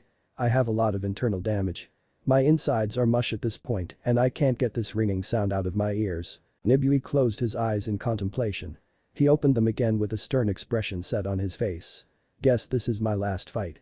I'll try to weaken her and buy you time. Trying to stand up, he almost collapsed into Fu. She barely managed to catch him in time, thinking that he felt like dead weight already. He looked down and tried to look fighting ready with a wide grin. The blood on his teeth and dripping from his wound said otherwise. Just give me a minute to prepare. Nibui raised his hand up in a meditating gesture, closing his eyes. Fu led him, not knowing what he was trying to do. Tayu glanced over and clenched her jaw. One of her teammates was going to die and she couldn't do anything to stop it. That much she knew and she hated it. Fu's face was a mixture of concern and confusion. Why would you die to protect me? You don't hate me like the others. This time the man actually gave a real smile, still focusing on gathering his chakra. I'm a nobody. My life doesn't matter. What matters is finishing the mission. And you seem like a nice girl. I'll gladly die to help you. His words stunned her. She knew Tayu was a good person from the brief time they spent together, but this man didn't know her at all. He had nothing to gain from helping her, yet he was going to sacrifice himself. Tayu was right. The people from Konoha are good. Kuki approached Tsukima, staring into his flaring Byakugan eyes. He let her get within a few feet of him before smirking. You're in my range. I'm one of the few Hyuga who know this technique. He breathed out slowly before finishing. 8 Trigum 64 palms. He began to strike ferociously at the woman. Only a few Hyuga knew the technique. Tsukima was one of them and had been placed in Anbu for a reason. Branch family members were not supposed to know it. He had learned it and a compromise had been made to make him of use to the village instead of being struck down by his clan. Since then, only Niji Hyuga had achieved the same feat and his outcome was far more favorable. Tsukima delivered his first blow, thinking that it was the beginning of the end. His smirk was replaced as he frowned in worry. His attack didn't make contact. He kept striking and one of his moves couldn't hit the woman. He began the second step of the technique, yet she kept blocking. He began the third step in the technique and that's when he saw it. Each time he was about to make contact with one of Kuki's chakra points, she expelled chakra out and pushed his fingers back. Already halfway done with his technique, he couldn't stop. Tsukima decided to put all of his chakra into his arms and legs. He would have to be faster and stronger to break through her technique. If he couldn't land any of his blows, he knew she would kill him. He moved faster and harder, yet the woman could not be touched. Finally he finished, panting hard from the overexertion. Kuki on the other hand stood unfazed from his attack. That's why I don't like the gentle fist. It's too soft. Here, try this. She appeared inches from his face before he could blink.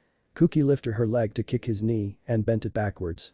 Tsukima fell back, only to be caught by Kuki who was now behind him. Not done yet. Kuki kicked him forward on his remaining good knee.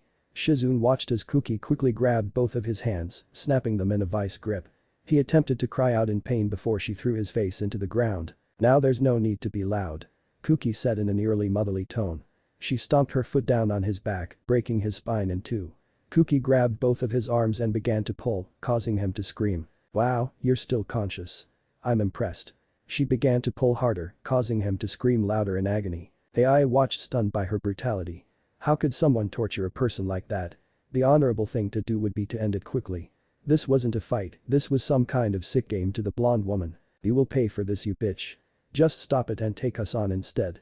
Tayu yelled out, furious from the woman's cruelty. Kuki tilted her head, surprised from the outburst.